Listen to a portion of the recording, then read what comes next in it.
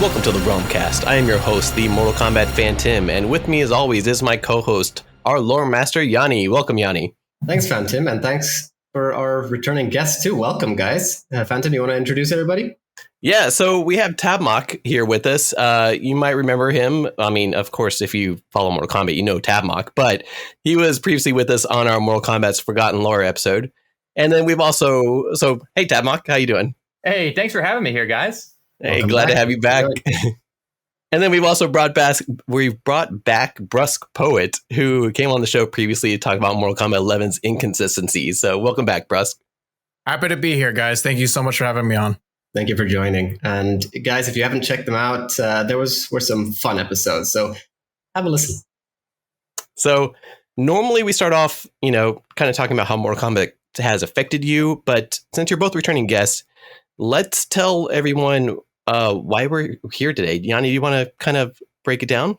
Yeah, sure. So it's quite common knowledge that there are a lot of fans of Mortal Kombat 2021, the movie, and there are a lot of people who did not like the Mortal Kombat 2021 movie. So we here at the Realm Kast, Phantom and I, have made it clear that there were things that we both really liked and things that we were very unhappy with. Course, right? There was a sort of balance to what we've thought, but we generally did sort of enjoy the movie despite those problems that we had with it. However, we decided to bring on two almost opposing viewpoints onto the show to talk about the movie with us.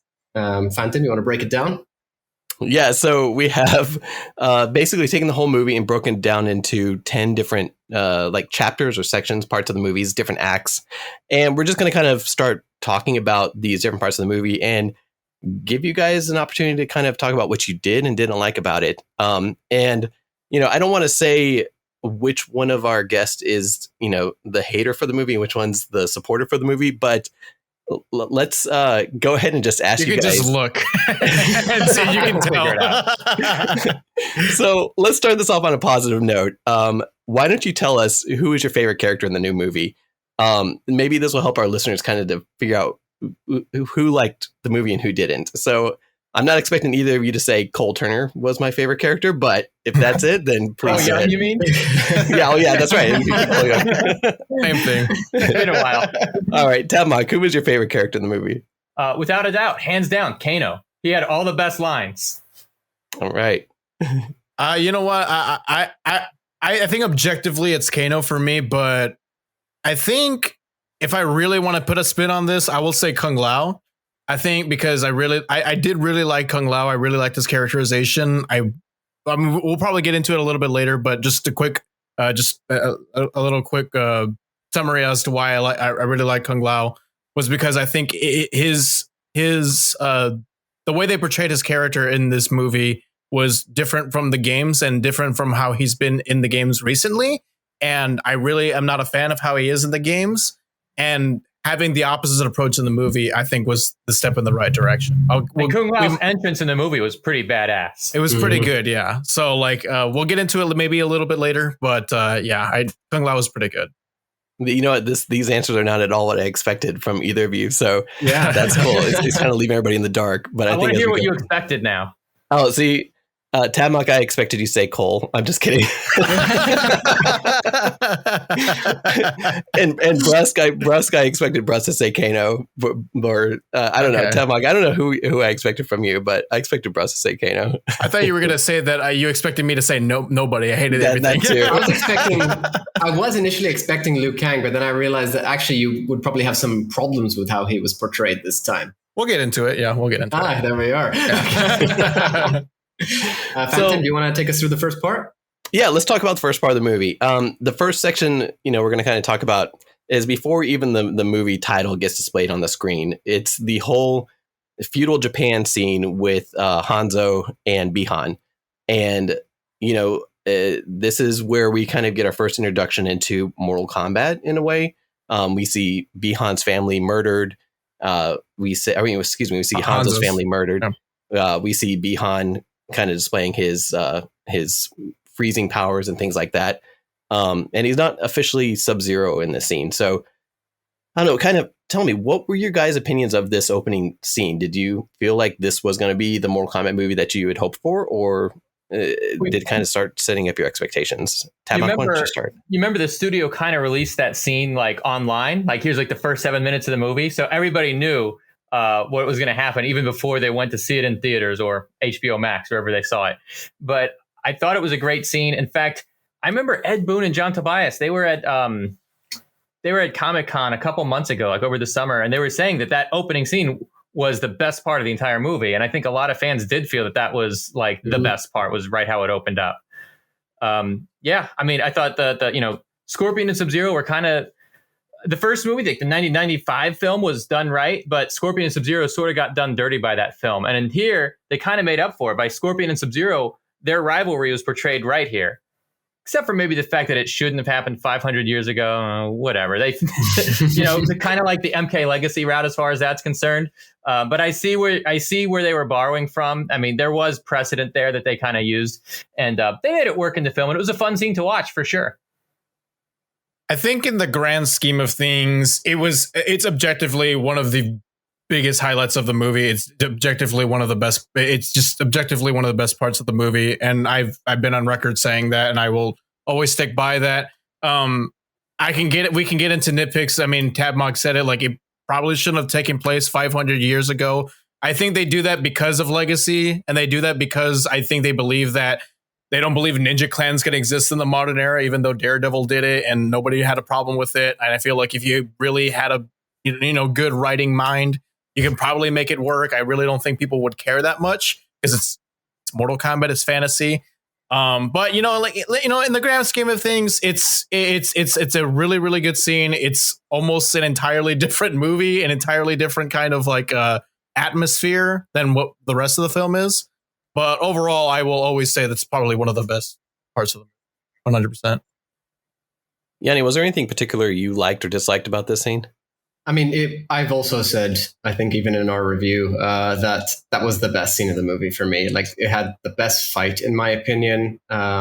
Without jumping the gun, I would compare it to the final fight. It was the best fight of the movie. It was the best scene, in my opinion, in the movie too. I liked the whole, exactly as Tabmok just said. I felt the Scorpion Sub-Zero relationship in the original movie wasn't done justice, even though we all loved the movie. It has a special place in all of our hearts. It was a great movie, and it was, until somewhat recently, I would say, the defining video game movie of ever, really. But their relationship truly did get done properly in this scene specifically, at least. And I also do agree in the sense. Thank you. I wasn't sure if it was a cough or a sneeze,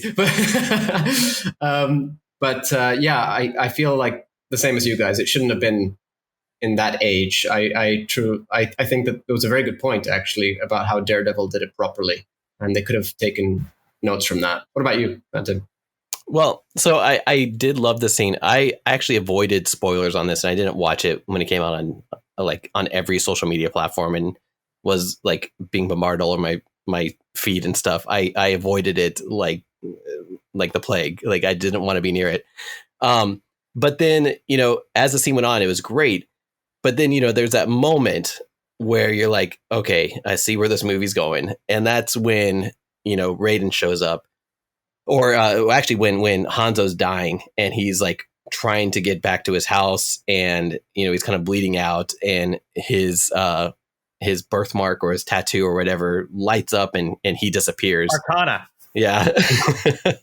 So, we get the whole Arcana right out of the gate. And then, we see that Hanzo has a hidden baby that has never existed in Mortal Kombat lore ever in any form. And so that's when I was just kind of like, okay, you're adding something new that's it could be okay. Let's see where this goes. So that was my big kind of moment in the movie when that feeling started to happen for me.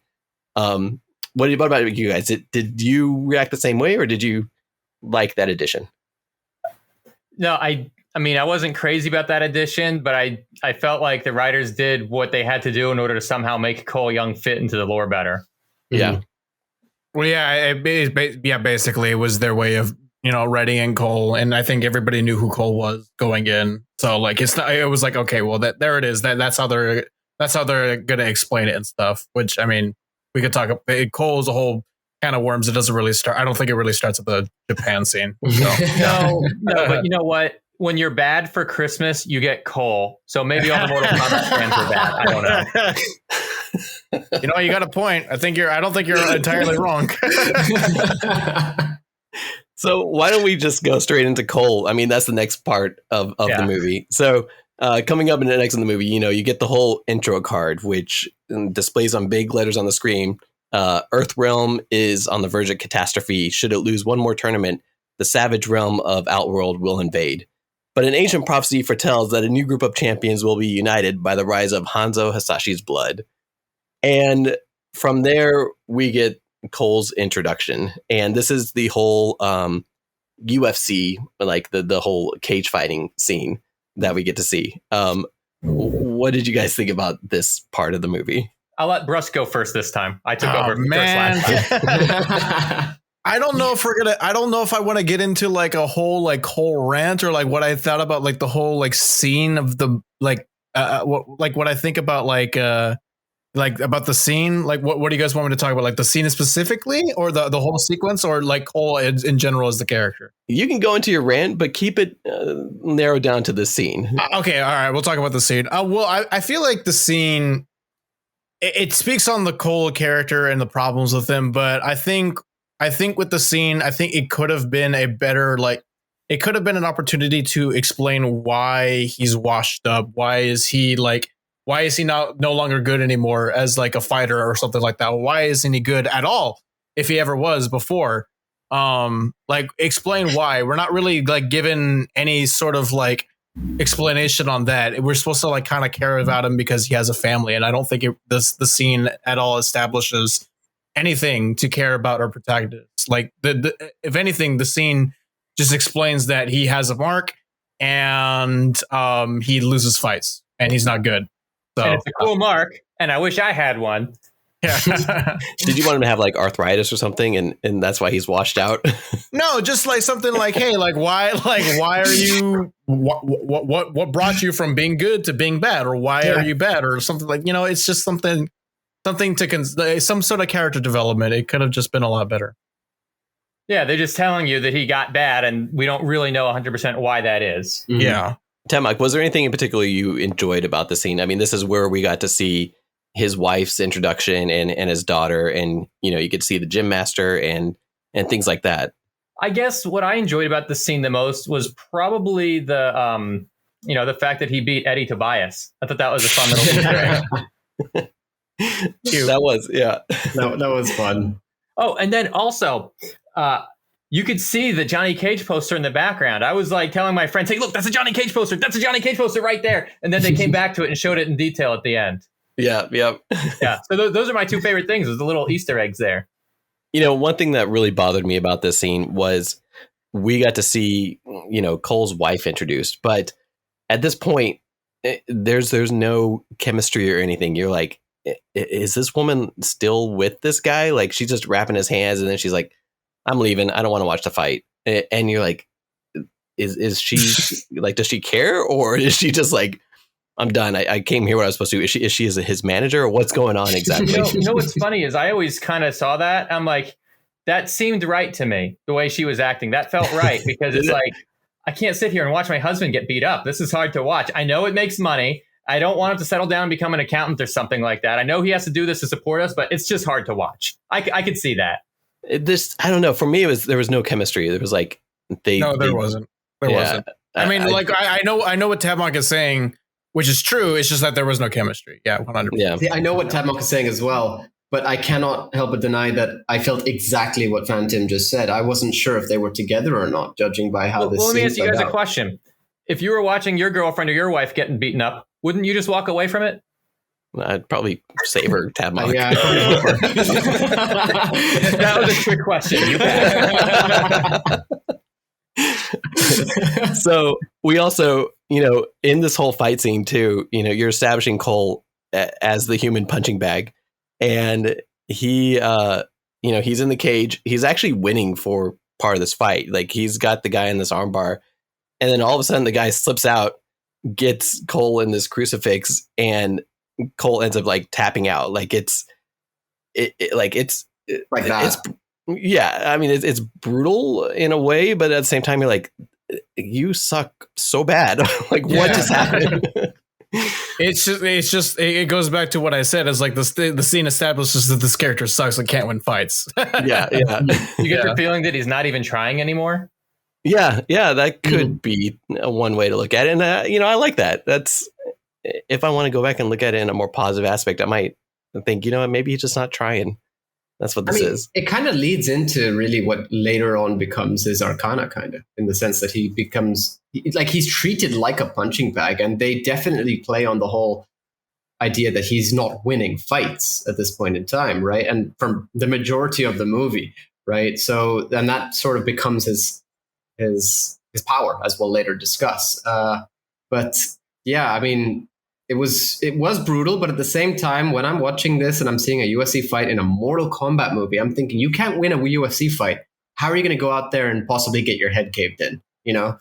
So I mean, that part was a bit concerning to me. But I think that the most, I don't know, I feel like many people don't focus on this part, and that's weird to me. The most annoying part of this wasn't even the UFC part.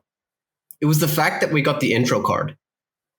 We had this. No, I was gonna bring that up, but go ahead. Yeah, go ahead. sure. I think I know where you're going with. No. I want to. I just so we're on the same page. I want to see what you're gonna say first. Okay, cool. So, go ahead. I mean, we had this amazing opening scene, right? And it was cool. As we just said, it was many of our favorite scenes, really, from the movie. But it then leads into an intro card when this exactly what was established in the intro card could have been done in the intro scene if they'd just chosen a different time, a different point in time to go with. And then on top of that, we might not even have had to have it actually be in that setting. It could have gone with the original canon lore of it being in the Temple of the Elements, right? Where Sub-Zero and Scorpion actually both fight, where Bihan and Scorpion actually fight, rather. So why not just go with that? And really, if you are going to change it up just for the sake of it, then at least put the intro card in the actual scene and set it at the right point in time, instead of just giving us this little quick summary of what's happening and then showing us this totally, in my opinion, uninteresting scene to do with UFC. Well, what I was going to say is like completely like different. I was just going to say, like, anytime you have like some sort of like title card that it has like a huge, not a huge, but like multiple sentences explaining exactly like what's going on in the movie or what the plot of the movie is. I feel like that's a little like cheap and weak storytelling. Is it when you kind of like explain exactly what the movie's about in text, like in the beginning of the movie? Like, okay, you got to show us that. Like, it goes back to an old rule of storytelling. It's show, not tell. Yeah. Mm-hmm. No. But then what about Star Wars? Yeah. Well, I think it's a tradition at this point. Yeah. So like, somehow they got away with it. They get away with it. Yeah. If everyone does that, then you're just copying off Star Wars. Yeah.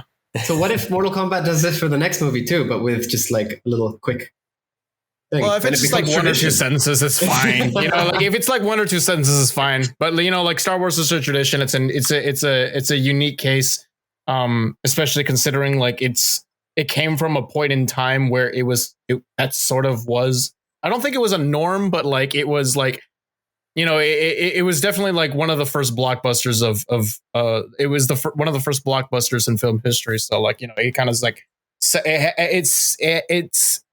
it has put its footprint, or it's put its foot down on that kind of like territory. It's like kind of like, they made their mark, like and that's sort of their thing. Yeah. I don't know how to explain it, but I think they I think claimed you get it. No, they claimed that territory as their own. Nobody else can really do it without being a Star Wars ripoff now. Yeah. I'm with you.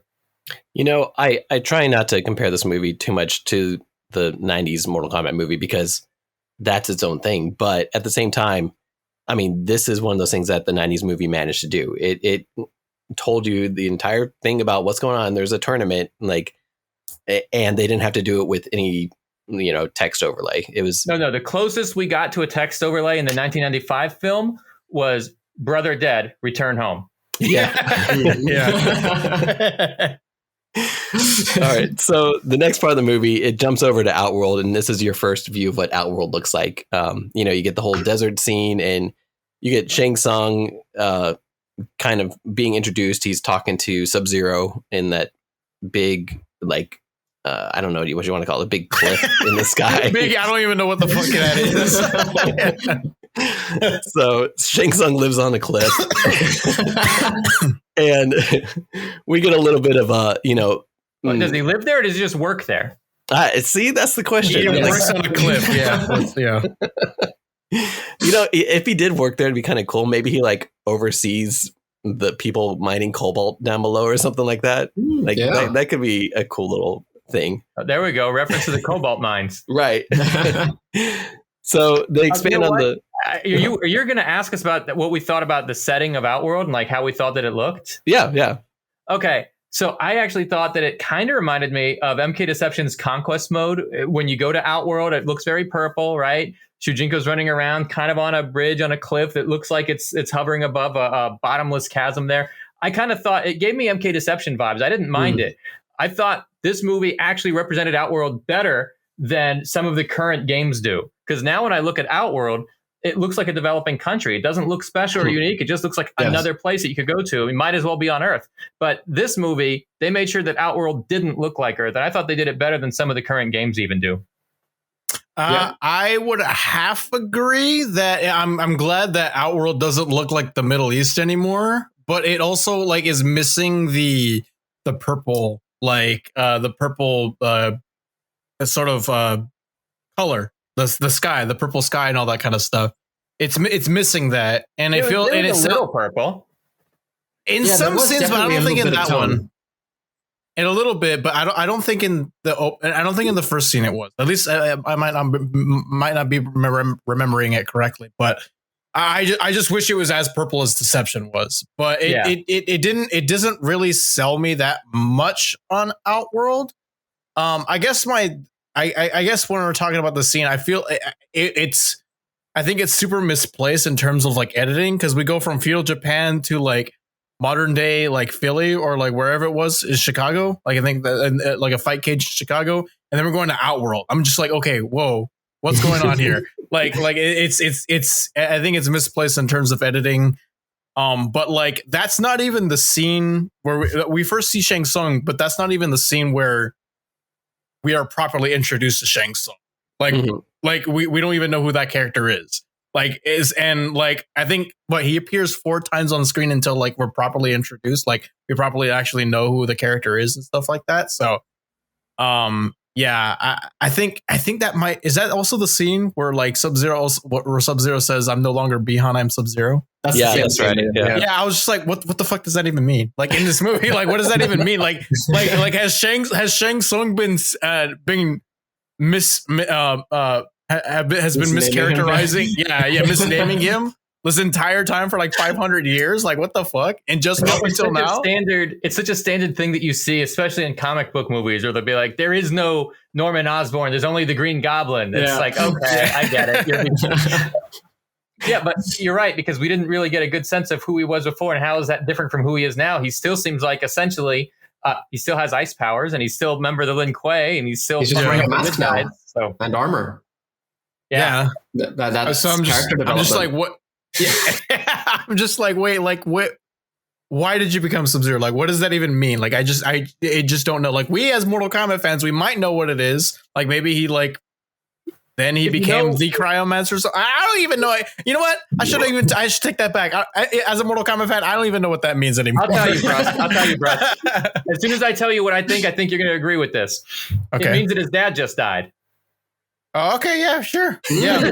His dad was Sub-Zero. His dad was Sub-Zero, that's true. I don't go by Bihan. Yeah. I got to take on the mantle of Sub-Zero now. So his dad just died like 2 minutes before minutes before that scene happened. Or maybe it's a combination. It could just be, obviously, he's just attained the title of Sub-Zero, but it could also be that Shang Tsung has not actually met with Sub-Zero for many years up until that point. Yeah, right. I wish the movie told us that or something like that.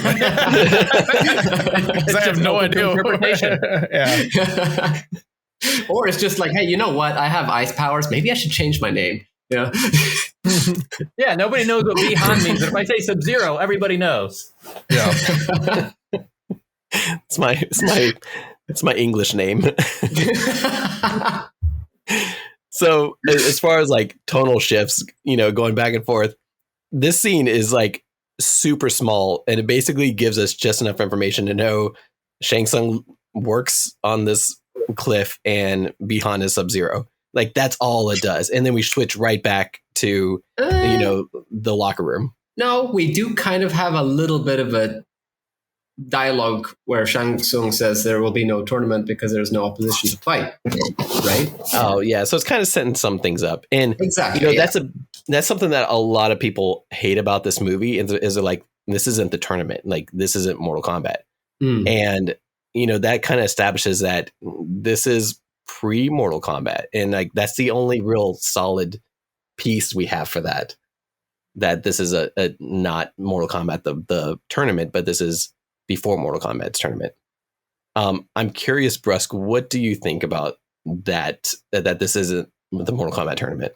I think it's totally fine to have I think it's totally fine to have a Mortal Kombat movie or story that isn't about the tournament, because there are plenty of games out there that are called Mortal Kombat that don't take place in a tournament. However, when you call it Mortal Kombat, it's implying that it's about the Mortal Kombat tournament.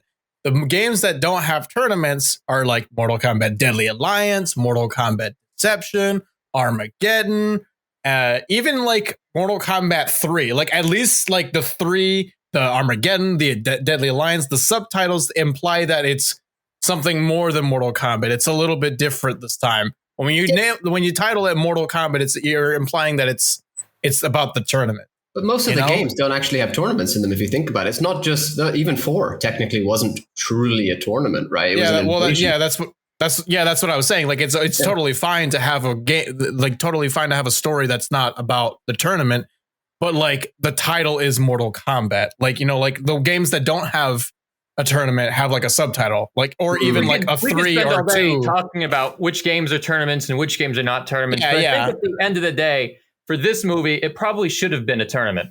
Yeah. Well, yeah. Okay. I mean, like you're calling it. The name of the movie is named after the game that has a tournament. It's Mortal Kombat with no additional comment. That implies this is the tournament. In fact, look at what's. I'm going to jump ahead to the next scene, if I may. Sonya has that. I'll call it the wall of weird. Sonya has that wall of weird, and she has that thing where it says, "Look, this is a tournament. This is the tournament that I'm investigating." Right? This is what it's all about. Shang Tsung is talking about. We've won 9 tournaments in a row. He's talking about how we've been the tournament. We need to beat Earthrealm in this tournament. Like that's really what the conflict is all about. Raiden is there, and he and Shang Tsung are arguing over what the rules say. The rules of the tournament. So to have it not actually be the tournament, despite all of that's what this is building up to. It is a little jarring. Well, because like throughout like what you were saying, throughout the entire movie, they're talking about the tournament's ready. We got to prepare for the tournament, guys. The tournament's coming, and it never happens. Like what Cole Young actually said, we're going to take the tournament to them. So I thought that actually was the tournament right then and there, because all the fights afterwards, this is the tournament that he said it. He called it. If you call it, this is a tournament. That's it. That counts. So yeah, I mean, I think we can all agree that this is definitely the biggest. Like one of the biggest problems of the story is whether or not we're in a tournament or not at this point. Yeah, that's actually a very good point, that last one. It's not the tournament. It's supposed to be the prequel, but they legit say, let's take this. Yeah, you're right. To me, everything that's happened after that counts as the tournament. But then at the end, and I'm not trying to jump all the way to the end already, but, Raiden and Shang Tsung have some sort of dialogue. and Shang Tsung's basically like, I'll find more people for the tournament.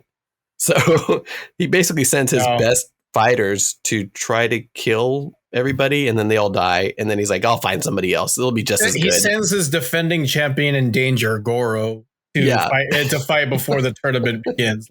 Why would you do that? Right. We'll talk about. We're getting too far ahead. We're getting too far ahead. So like we should probably. Why don't you probably all the way? But the whole movie, when you're seeing the buildup, you're not aware that this is a prequel movie. When it seems like they're building up to the actual tournament. So everything that happens up to now, it seems fine. We're going to get to the tournament. I was waiting for them to go on. I was waiting for a handful of people to get on a leaky boat and save the world. So, before Cole ends up going after Sonya, he gets to officially meet Jax in the locker room.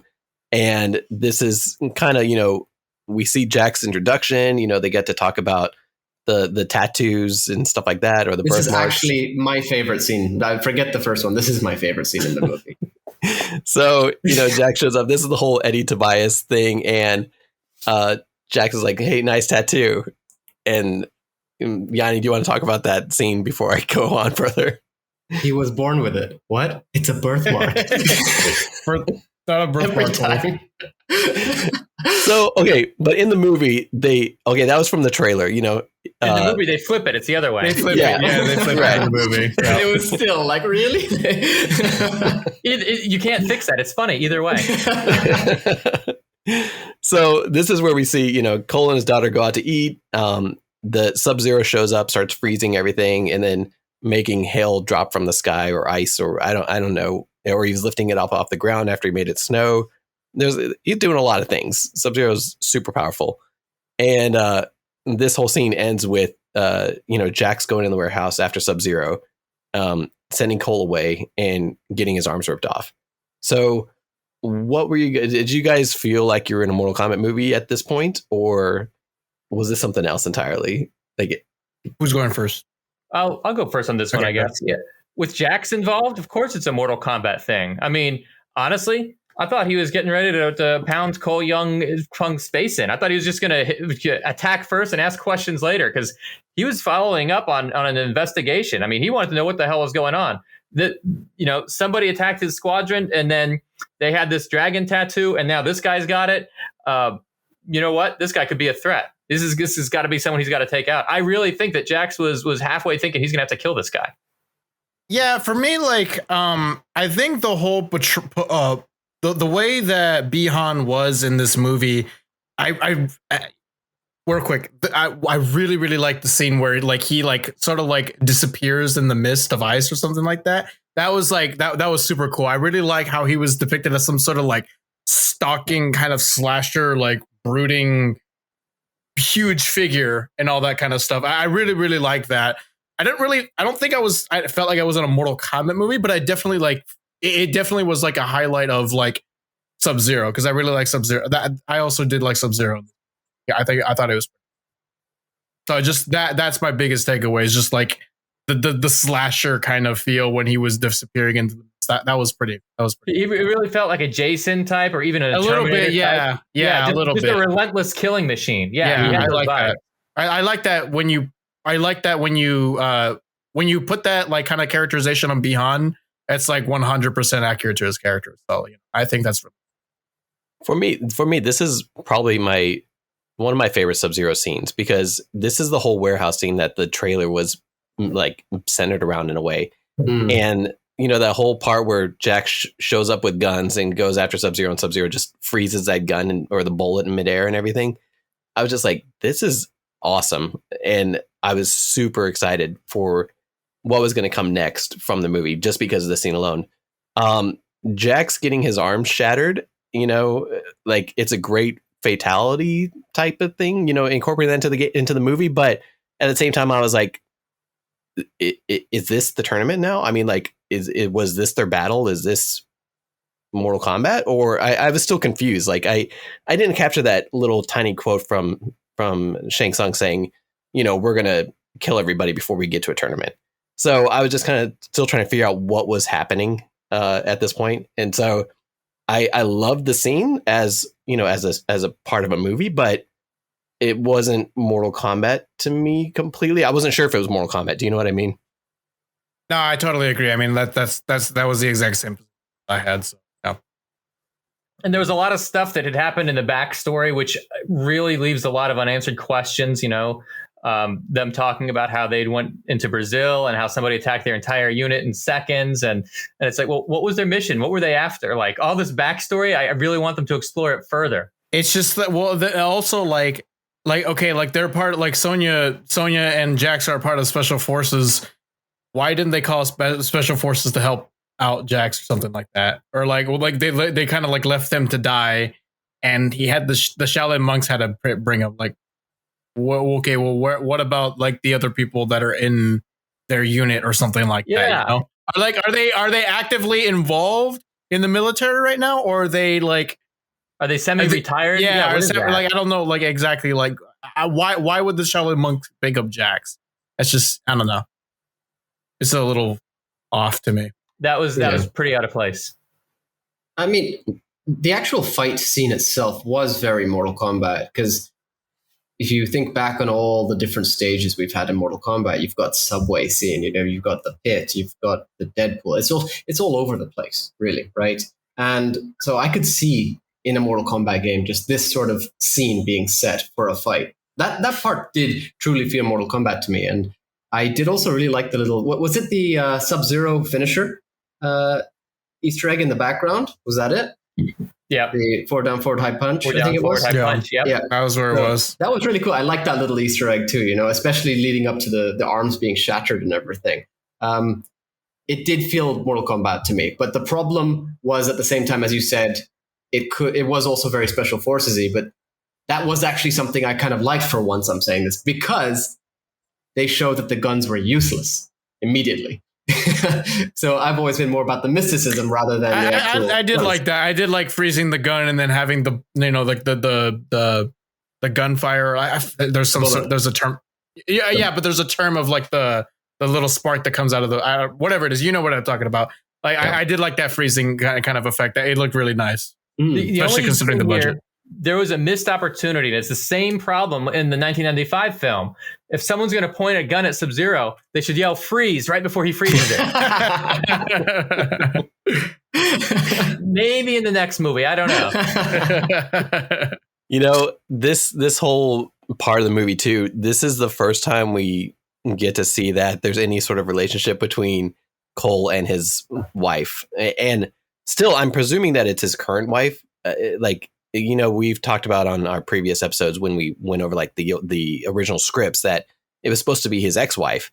And I feel like that memo, like that clarification never made it into the current version of the movie. Cause they kind of like hold hands a little bit or kiss or something, but there's still, no chemistry. So I don't really care about her. Like there's one part later in the movie where I'm like, she's going to die. And that's fine. And that's a horrible thing to feel about your main character's wife, Yeah. I mean, I don't have much to add. Like, it's just, there's no chemistry. I don't really feel anything. I don't know. It's just off. I will say that some people did point out that like, and not the wife, but the Cole's daughter looks like it could be his sister. Like it looks a little too close in age. I didn't think about that when I first saw it, but when somebody pointed it out, I was like, oh, you know what? You're right. That's a little weird. I don't know. It just seems off to me. Like the whole family chemistry just doesn't mesh well. And it at least she's not like, what was it? A little hacker and stuff. From the original script. Oh, was it? Yeah, that was one of the original script, right? She was supposed to be like a hacker. So you were like, yeah, something like that. Yeah. But you did ask about the like Sonya and Jax being part of the special forces and such, or whether or not they were actually a broken sort of part off of the faction itself. And that question does make a lot of sense, because we then see Cole going towards Sonya's hideout, and she's like in this trailer, which is her home. It's not a U.S. Special Forces base. Yeah. Like, why are you there? Like even if you were in the military and you just got off the military, you're not automatically broke and can't afford, like housing or anything like that. You're Why at least on a military base with real like MPs and stuff like that guarding it. Like, yeah. Yeah, like even if you were off the military and you would at least be with like your parents or something like that. I don't think you would be straight up homeless living in a trailer like that. With Kano handcuffed to a chair. Yeah, it's so weird to think about. Like, why are you there? I never thought about it like that. So like, I always thought she was, kind of fringe, like maybe they were prior military, but now that I think about it more, it's like, you guys, if you're prior military and you're kind of operating on your own, you just snatch some guy and handcuffed him to a chair. Like, what is this? Like, if this was part of your mission, if you're still okay, well, like let's just say this is part of your mission. Like, okay, well then, if this is part of your mission, like it still makes you question, like, are you part of the military right now? Are you actively involved or not? Like, are you just don't doing take this him on to your own? house? Yeah, like, are you just doing this on your own? Like, Well, maybe they were just going to beat him up and they turn him in for the reward money once they made sure he was like down and out, you know? Maybe. But the guy knows where you live. Like, what is happening? That's ridiculous. yeah. You know, we also get another character showing up at this moment, and you know, it wouldn't be so bad to me if Reptile's name hadn't been dropped right before he shows up. Yeah. So, I mean, you know, we get Reptile from Mortal Kombat 1, and he's our first main death in the movie, and which, you know, could mean that we're never going to see him again in another Mortal Kombat movie. Probably not. I No. doubt that. I doubt that. I mean, they specifically went so far as to name him, which I feel like Size-Off, not even Reptile, Size-Off. Like, that was a bit unnecessary, but a cool little sort of Easter egg, let's just say. Now, with regards to the whole, we might not see him again, it's Mortal Kombat. We have this conversation every time. Like, they even, I mean, now we're jumping ahead big time, but we got hints as to a sort of resurrection kind of process towards the end. Yeah, but then I think in a film sense, and I think like when you're talking about movies and TV shows and stuff like that, you would want the deaths to matter. When you're in a game, you can get away with it because, like, okay, well, if someone dies in MK1, and when you come to Mortal Kombat 11, you can't like keep holding on to the whole like, oh, that character died in MK1. That character died all the way in 1990. Like, shut up! I want to play the character. Right? This is like me in my video games. All right, this isn't like some sort of like thing. So like, I feel like in a movie sense, in a storytelling sense, I feel like you would want the deaths to matter. Now, if they were to come out and say like, oh, this is like a different like Zaterran. This Zaterran is more human like, and it's like a different kind of breed, and it's not Scythe. Okay, that's fine. Like, by the way, they're all named Size-Off. Yeah. Like, okay, yeah, okay, it's sure. It's not actually sure. Size-Off. It's his friend, and he just got confused between them because they look the same. Yeah. So saying all Zaterrans look the same. Shang is just speciest at this point. Something like that. You know, it's kind of like the whole Marvel thing. Like, you know, Marvel comics, they've been killing people off for years, and they bring them back every couple of years. Like, that's not a big deal. But with the Marvel Cinematic Universe, they made it a point to not bring back any characters that have died. And it's because, like, as Bruss said, it establishes, like, it means something when somebody dies. Yeah. And even going back to the 1995 film, how many of those characters returned for the 1997 Annihilation sequel? None. They didn't bring people back. It's like you're saying, Bruss, deaths have to mean something. Wait, Scorpion, but Reptile. See, right. They bring back 3 random raptors. They brought back Scorpion, which, Scorpion makes sense, and having different members of reptile species makes sense. But other than that, you know, Sub-Zero is the younger brother this time. You know what I mean? Like, they didn't resurrect anybody. Yeah, that's what I was saying. Like, if they wanted to bring Reptile back in MK2, like, okay, well, actually, this time Reptile is actually a ninja. This time, this wasn't like the Reptile you saw in the last one. This is like another Zaterran. This Zaterran is a different kind of like different kind of breed of Zaterrans. This one is a little bit more human. La la la la la. I think if you do that, that's fine. Like, I don't care about that. But if you like, say, not like, even bring back Reptile at all. Maybe if they're going to bring back any other Saurians, it would be Chameleon. Yeah, that would be cool. Yeah. They probably. I would be totally down for that. Now, we've never gotten a live adaptation of Chameleon. We've never gotten much of Chameleon. Like a lizard version of Chameleon. Like, it's literally the same exact like way that Reptile looked, but you just call it Chameleon. Yeah. Right. I mean, so go ahead. Sorry, but on the whole death sort of thing for Mortal Kombat, one thing that is curious to me is that we are talking about bringing back characters, and I definitely agree with you, Brusk, in the sense that we want there to be consequence to the actual deaths in the movie. But we have Hanzo this entire time sort of reaching out to Cole through these flashbacks and such. And this makes me wonder about the Netherrealm. Because where is Hanzo? Is he in the Netherrealm? Is he in Cole's mind? What's going on exactly? Because I think Raiden. No, I think Raiden says it. I think he says that he's. Does he say that? Okay, then I've totally. Yeah, I do think he says it's the furthest reaches of hell. So okay, yeah. I guess the further in hell you are, the more you can communicate to people that are alive or I something. thought that the connection would be worse, actually. It's like Dante's Inferno. There's multiple levels to hell. Yeah. And the further out you go, the better your cell phone reception is. So Yeah. Can you hear me now? Good. So, one thing I did like about this scene, the whole Sonya stuff, is that they're sprinkling a little bit more. Okay, well, before I say this, I hate the Arcana. Like, I hate that that's how this movie's centered around Arcana. Yeah. But they sprinkle in a little bit more about the tattoo thing. Like, if you kill somebody with a tattoo, you can you absorb, or you get a tattoo too. Like, it's a transference of power or whatever. What did you guys think about, like, let's talk about tattoos for a second. What do you think about the birthmarks? Hey, does anybody in this chat have a tattoo? I do. Yeah. I do not. I don't either. All right, so we got two tattoos and two no tattoos. I mean, kill me and you can have one. That's true. Yeah, but what's your superpower, though? I got to think about it. Hey, so I actually like the Arcana storyline. I wouldn't want to see it in the games. I don't want the games to make any references to it. I don't want to see them even like hinting at it. But I thought this, they did the tattoo thing in Annihilation and it sucked. But I thought actually this time around it was okay. I didn't mind it. It was good in the context of this movie. I don't want to see it in any of the games or anything else. But here it was good. I think it's a little weird. It's like, you know what? It's pretty good, but everything else, no, I hate it. I do get the fuck out of here. Nope. But this one, I like it. I think it's a little weird. I'm not trying to like dog on you or anything. I just find it funny. But like I hate it. I think it's like a poor way to kind of like explain how these characters can use the powers that they have.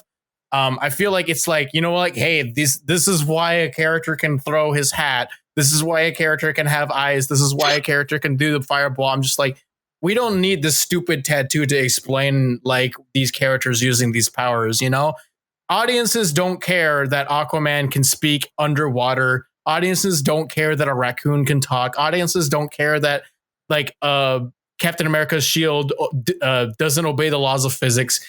I don't think audiences would care if you were to explain, hey, the Shaolin monks train people from birth to manipulate the chi to do some sort of chi power. I don't think anyone's gonna care if that's your explanation.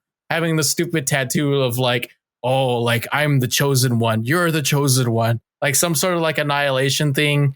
It's I think it's cringe. I think I hate it. I never want to see it again in any form. Even in the next movie, I hope they literally just retcon it. I don't care. I know how everybody feels about retcons and inconsistencies. I don't care if they literally just say like, nope, retcon. The Arcanas never existed. I don't care. The only thing I'd want them to retcon in the second film is just Cole Young. Let's just pretend he never happened. Yeah, thank God. I hope so. Yanni, what did you think? Lewis fan.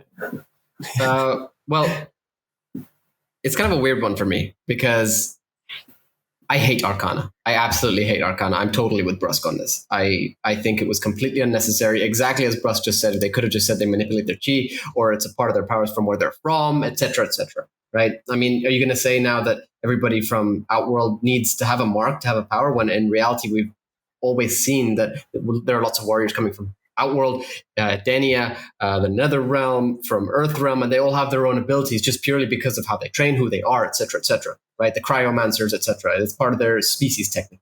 So that was completely unnecessary. Now, the tattoo part, I think I remember saying in a Takadan Bite Size with you, Phantom, that I was making a joke about how it's like I can imagine the boardroom meeting going like, remember that thing that everybody hated from the second movie of the tattoo? Let's put it in this movie. It's so stupid. But I said the same thing. I said the same thing. It's so stupid, right? But then now that I'm thinking about it, the tattoo and the Arcana could have been done in a way where the tattoos were not linked at all to Arcana. The tattoos could have just been your ticket into the Mortal Kombat tournament as a Mortal Kombat official fighter, but not linked to the Arcana. You can all have your abilities. Call it Arcana. I really don't give a damn. Like call it whatever you want it. Just call it your abilities, whatever. But have the tattoo be something that you get if you are officially invited or linked to the Mortal Kombat tournament. And sure, make it that if you kill somebody, you get their marking. Fair enough. That was actually a cool idea. Just don't link it to the Arcana, because otherwise you have inconsistencies where everybody's training the entire course of the movie in what is completely unnecessary. And then other people just getting their Arcana like that, who we'll talk about later. I will say this, even though I'm the only supporter of the Arcana in this group, I really didn't like the way it was used for some of the characters like Jax and Kano. I really thought that Jax and Kano had tech. They didn't need the Arcana. They, you know what I'm saying? We didn't. Yeah, we like.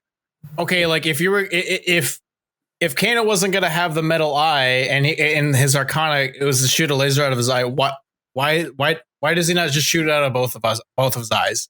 Like it's weird. It's like okay, it's like if somebody's Arcana was throwing fireballs, but you can only throw fireballs through your feet. Why not through your hands? like why not through your hands? Like, why is it just like your feet? Like, it's just, I don't know. It's just, like those posts where choose your superpower. The Arcana works better for those mystical powers like Liu Kang and Kung Lao or whatever. But like you said, they could have done it without the Arcana. I was okay with it for them. I really didn't like the way it worked to interact with tech. Like when Jax found his Arcana, then his crappy metal arms became good metal arms. Okay. Yeah. When it could have been that was hard to. That was a little bit harder to digest. Yeah. I mean, what about Kano? Like instead of giving him the laser eyes as Arcana, give him the cannonballs. That makes sense, at least, kinda. You know, like a weird sort of. Oh yeah. Like that would have worked. That would have worked. Yeah.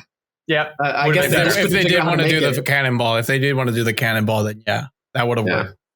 Why is it his laser eye the one is the eye that he got scratched? You know, like Bruss said, why couldn't it have been both eyes? Like, did it have to be the one eye that got scratched by Reptile? Like, it's because remember that's where his eye is. That's what like that. That's what Kano looks like. Yeah, it's just You know what? That's one of those things where I believe one of the guys working on the movie actually answered stuff on social media and was saying that the Arcana kind of will help you like make up for a weakness if you have one. So when he got scratched in the eye, that would maybe be why the Arcana went there and said, okay, well now we're gonna make this eye stronger. You know, you're right. I do remember hearing something about that. For hats, actually, I remember that. That would probably explain why Kano could only shoot out of one eye. See, they covered it. Sorry, I could not resist. He had a receding hairline, and so they gave him the power of hats. No, but I do remember hearing exactly that time. I don't mean to make fun of what you're saying. What you're saying is completely correct. I'm just thinking about Kung Lao being weak to hats right now. But no, my hat's off to you for thinking of that. Oh, thank you. My whole thing about the special powers, like to me, Mortal Kombat, you know, it was just a tournament that the best fighters in Earthrealm would end up having to go to defend Earthrealm.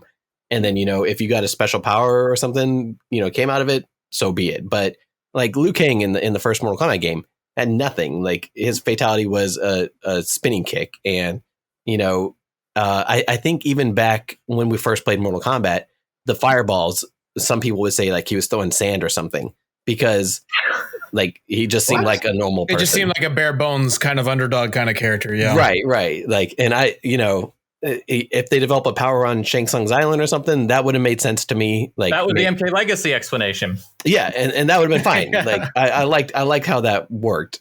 But, you know, saying that you're born with the power and you're born with a tattoo and that's the only way you can compete in Mortal Kombat, it kind of eliminates that. Gatekeeping. Well, Liu Kang killed a guy. Liu Kang actually killed a guy to get his. Oh, in the 2021 movie? Yeah, the movie, yeah. He had to kill a guy he had to kill a child trafficker. Yep. And why does a child trafficker have the Arcana? Does that mean he's worthy of fighting in a tournament to defend Earth? Maybe his parents were. Why am I thinking about child trafficking in Mortal Kombat? Like, why am I spending so much time on this thought? Like, why? I don't remember this at all. Was that really part of this plot? Yeah, that really was. Yeah. Wow. He was telling Cole about how he got his marking. Yeah, your face is just like, oh my god. What kind of movies am I watching these days?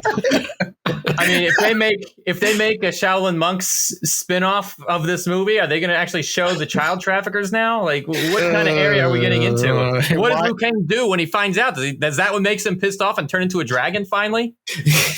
Oh man. Oh, wow. Liu Kang was an orphan. Was he one of the children? Was he at risk here? And that's when he developed his Arcana and like finally decided to kick that guy's ass. I'm with Brusk. I don't want to think about it anymore. Mortal Kombat 1, like Liu Kang was like the pure Shaolin fighter. And then Mortal Kombat 2, you know, his whole temple was slaughtered, and you know they kind of took aspects out of what Acclaim was going to do with their Mortal Kombat. What was it, Nitro or whatever? Yep. And so you know they made Liu Kang a little bit more brutal, and that's when his dragon fatality shows up and stuff like that.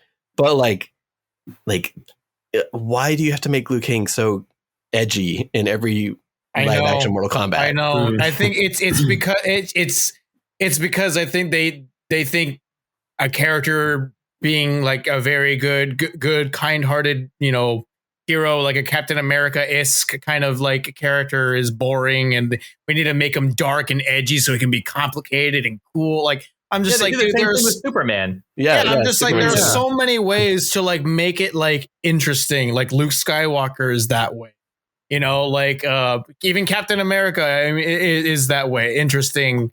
Even though he kind of stays still as a character throughout the entire MCU, there are so many ways to make it work. It's just, you don't need to make Liu Kang an edgelord. It's just, you know. Now Liu Kang isn't an edgelord in this movie, to be clear, but like we don't need to give him like, we don't need to have like some sort of like edge to his character to start off with. The edge in his character in MK2 is a result of like his friends and everybody. His friends and you know being slaughtered and stuff, and that's what like kind of like questions him, questions like his standards, like, okay, well, do I keep not killing, or do I like, because this is gonna, like, if I stay this way, bad stuff is gonna happen. So do I like take it to the next level and kind of to prevent this from happening? It made a lot of sense in MK2. There was no more Mr. Nice Guy. Yeah, like, yeah. Well, I mean, like, I feel like he was still good in MK2. It's just that he had that urge, he had that sort of conflict in him, but that was a result of something else, something happening to him.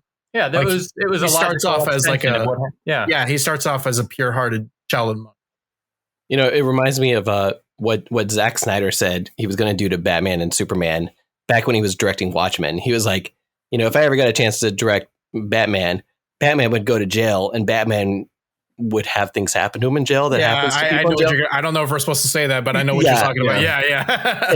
and then everybody's like, why would you do that? And then, you know, Warner Brothers ended up giving Zack Snyder Batman and Superman. So, I mean, it's the same kind of thing. It's just, why go down that route? Why do that? Yeah. Anyways, just for the sake of it. Yeah. So I take it you don't want Snyder to direct the next Mortal Kombat film. Oh, no. I would like him to be a cinematographer, because his cinematography is really good. Yeah. If he's a cinematographer, I'm okay. How about James Gunn? James Gunn would be perfect. Oh my God, please do it. Please. I will literally give all my legs and arms to have James Gunn direct a Mortal Kombat movie. I would give all my legs and arms to do that. I think he could manage it very well, actually, because we've only seen him, I guess, lately see like more the comedy side of things. But at the same time, he at least tries to be accurate. And if it's not going to be accurate, he does it in his own way, which sort of has that accuracy to it, if that makes sense. You know? Yeah, it works for the story, and it kind of like he does everything he can to make sure the characters are exactly like how they are in the comics. And if they're like really like, if there's nothing to them, he'll make his own stuff to make it work with the story. Yeah, exactly. I kind of feel like James Gunn was sprinkling a little too much comedy. I love James. I love everything he's doing, but at the same time, I'm like, I don't see it for Mortal Kombat, if that makes sense. Oh, well, I wouldn't want it. I wouldn't want like that much comedy in Mortal Kombat. But if he can put all of his comedy into like Johnny Cage and maybe Jax or something like that, okay, then I'm fine with that. Right. Yeah, that makes sense. So after all of this, you know, we're kind of at the Sky Temple, or sorry, Raiden's temple, and you know, we're kind of getting a little bit of background. We're getting some fighting montages, things like that. We get to see Liu Kang and Kung Lao. What did you guys feel about this setting in the movie, like Raiden's temple and everything that kind of happened here? Like this seemed to me like a majority of the movie. It was a little strange of a temple, wasn't it? Like, didn't quite look the way I would picture the Raiden's temple.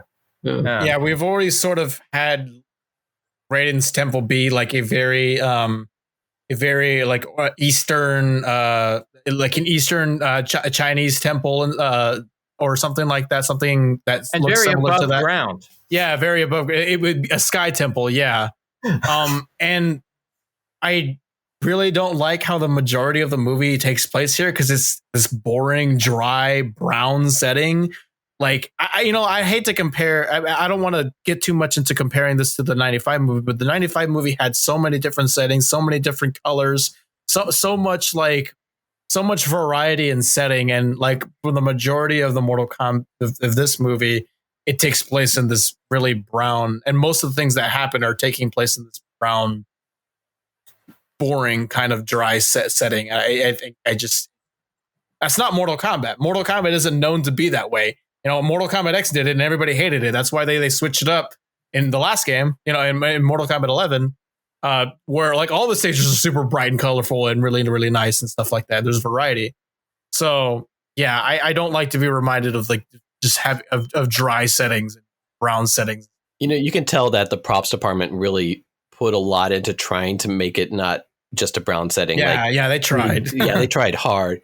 And going back to the 95 movie again, like that whole thing was the location scouting. They ended up doing Thailand.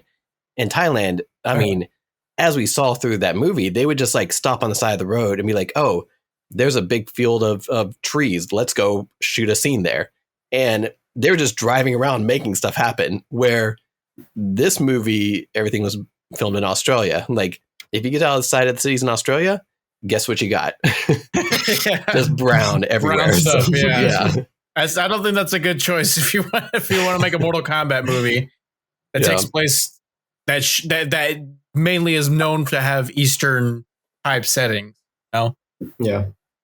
Now, they did have some cool scenes here, though, in this setting. They did have my favorite one was where Liu Kang and Kano were practicing, and he did the foot sweep. That was cute. That was cute. Yeah. All right. Let's see you try that one again. Bam. That was a cute. Yeah, that was a cute moment. Yeah. It was awesome because that was literally, well, at least how I took it, making fun of how people have played Mortal Kombat for years. That's legit what we were doing. I still remember back in the old days, just sweep. And then when they're expecting me to sweep, I'd uppercut. You know what I mean? Like just switch it up every so often. And that was hilarious in my opinion. Some people have had a problem with saying like nobody really does that anymore. It's kind of outdated. But I'm like, okay, you know what? Let's have fun for a little bit. I think that was cute. I didn't have a problem with that. Me, the ultimate naysayer of this movie, I was like, okay, I can say that's fun. I like that.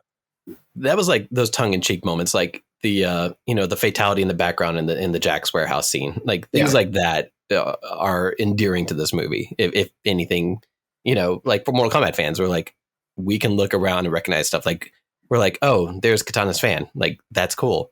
I wonder if she's around here somewhere. Things like that, I'll be honest, having Katana not in the movie, but having Melina in the movie was kind of a weird choice. And just having her fan in Raiden's Sky Temple, I'm like, why? Why is her fan in the Sky Temple? It's like if Raiden's hat was, it's like if like, I don't know. It's like if I'm trying to think, like it's like if Shao Kahn's helmet was in Raiden's Sky Temple and like, or what? If it was on Shang Tsung's cliff throne, something like that. Yeah, like does he wear the helmet like Reiko does or something? The Shang Tsung does. Yeah, right. Like some of the stuff there had a good reason to be there. Like Shinnok's amulet, that made sense. Raiden was tasked with keeping the amulet safe. Of course, he's going to have it in his temple or whatever. But yeah, Katana's fan being there, I guess I wasn't really a fan of that. Yeah. I love that So yeah, and then we learn on this scene that Jax is still alive. Yeah, well, Jax has been disarmed. He's been disarmed. You're on a roll. And for some reason, the Shaolin monks are the ones that give him the metal arm. or at least the phase one of his metal arms. I'm just They scoured the realms for a solution. That's the best all the realms had to offer. Oh my god. We do meet Raiden here properly. Yeah. Oh yeah, like a good introduction. Technically, we met Raiden when he saved the baby. Yeah, but I mean, like, we actually all get introduced to him properly in this sense. Yes, and like the actual main character who's supposed to be our into the movie. You know what I mean? And I mean, I was really excited to see how Raiden would be portrayed in this. And I felt like while he did a good job with what he was given, I don't think he was given much to work with. I felt like a shame. I did not like Raiden's character at all in the movie. Like, I think it's one of the worst Raidens, one of the worst Raiden portrayals, like ever. I feel like I just there's nothing in that character that like that bleeds Raiden to me. Raiden is this compassionate, wise, and wise mentor, and like the first lines that he has is literally like shitting on all of his like heroes, all of the people. Like, this is what I have to work with. What the fuck? Who the fuck are you? Why the fuck are you even here? Like, I'm just like, that's not Raiden. That's not Raiden at all. It's like if Obi-Wan, it's like if like, okay, like we remake Star Wars A New Hope. You know, hopefully that never happens. And then like they have like Obi-Wan say the exact same thing that Raiden was saying about Luke or something like that. Like, that's, you know, that does not feel right. That is not the character. So Fair. yeah. I like the fact that Raiden, Scorpion, and Sub-Zero all had Asian actors. I think that was good for representation and also to be like authentic to who the characters actually are, like in the first place in the original games. But I do agree that I wasn't really getting good Raiden vibes from him. And I guess after Richard Epcar's performance as Raiden for like the last 10 plus years, the bar has been raised pretty high for what we want in a Raiden character. So they really need to step it up if they're going to bring back Raiden for part 2. That's why I'm saying I feel like you could have had more writing to him, more substance given to him, so that we could actually see what he could have done as Raiden. But I definitely agree with what you guys are saying. There is actually a deleted scene where he's saying like, these heroes, trust me, these heroes are good. You just got to train them. There's or something like that. He there was a scene where he had faith in the heroes, like in Cole and I think Sonya or something like that, and Kano. And that was deleted. I'm like, why would you delete that scene? That is exactly that fixes Raiden. Why the fuck would you delete that scene? And also, it was taking place in a really nice, beautiful, green and bright setting outside. I'm just like, why did you delete a good scene? Why did you delete that?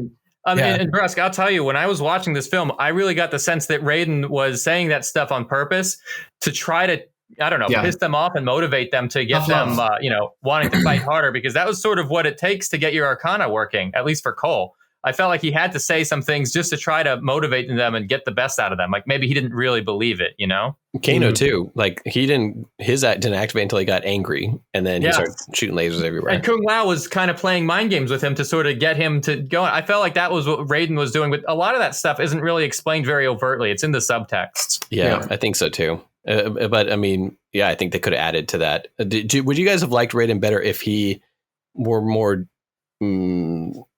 joking, kind of like Jeff Meek and Lambert played him? Yeah. I think it would have been fine. I mean, like, I think that's like, see, the thing is with Lambert Raiden is that I don't know why. I think most MK fans generally are okay and love Lambert Raiden. But the naysayers are like, oh my God, he's too jokey. He's cracking jokes all the time. Just like, I watched the movie and he's only cracked like 4 jokes. Like, what are you talking about? He's doing it left and right. And it was dry humor. It was sort of like it fit. Yeah, it fit. Yeah. But like, I'm thinking about another character from a series that has this humor, that has this dry humor. I forgot what it was, but like, it fits. It fits, and it's done like enough times to like to make it not like really seem like out of character or like completely like this character is like a comic relief character or something like that. Like Legends did this, you know, like Raiden cracks one joke, a dry humor joke in Scorpion's Revenge. He also does it in Battle of the Realms and stuff like that. Like this is like Raiden's, like, the standard should have been set with Lambert, because that was the first time Raiden has ever been a character. Now it seems like the boring, stale, Optimus Prime booming, always speech level kind of persona is now what people think of Raiden because of NetherRealm games, because of Richard Epcar's Raiden, or like NetherRealm Raiden. I don't want to like say Richard Epcar Raiden because it sounds like I'm shitting on Richard Epcar himself. I'm not. I'm just talking about like the character, like the way he is in the games. And so yeah, I definitely feel like having that sense of humor, that dry sense of humor, is almost a requirement when you're writing Raiden. I want. It's just another reason why we need James Gunn. Yeah, yeah. I don't know if James Gunn would be good with dry humor, though. I don't think I've really seen him do dry humor. But let's see if he does it. So I think Raiden, like the whole thing about him doing dry humor, I was never a big fan of the jokes and stuff. I mean, I love Lambert, I love Meek's portrayal, but at the same time, him being too jokey, I always expected Raiden to be. Oh, so I just called you out right there a little bit. Oh yeah, you did. No, that's me. But I can appreciate it because you have this god who's been around for centuries or whatever. He's going to make jokes for himself, and so I didn't hate it. Like, it didn't bother me. And this Raiden, I didn't see any sort of love. I know it sounds cheesy, but I didn't see any love towards his combatants, which is not what I expected from Raiden. You expect Raiden to be like, these are my people. I love Earthrealm, so I love that these people are going to be fighting the tournament for me. And I didn't get that from this movie. I think we sort of saw a little bit of that towards the end. Two scenes. One where Cole actually returns, I think.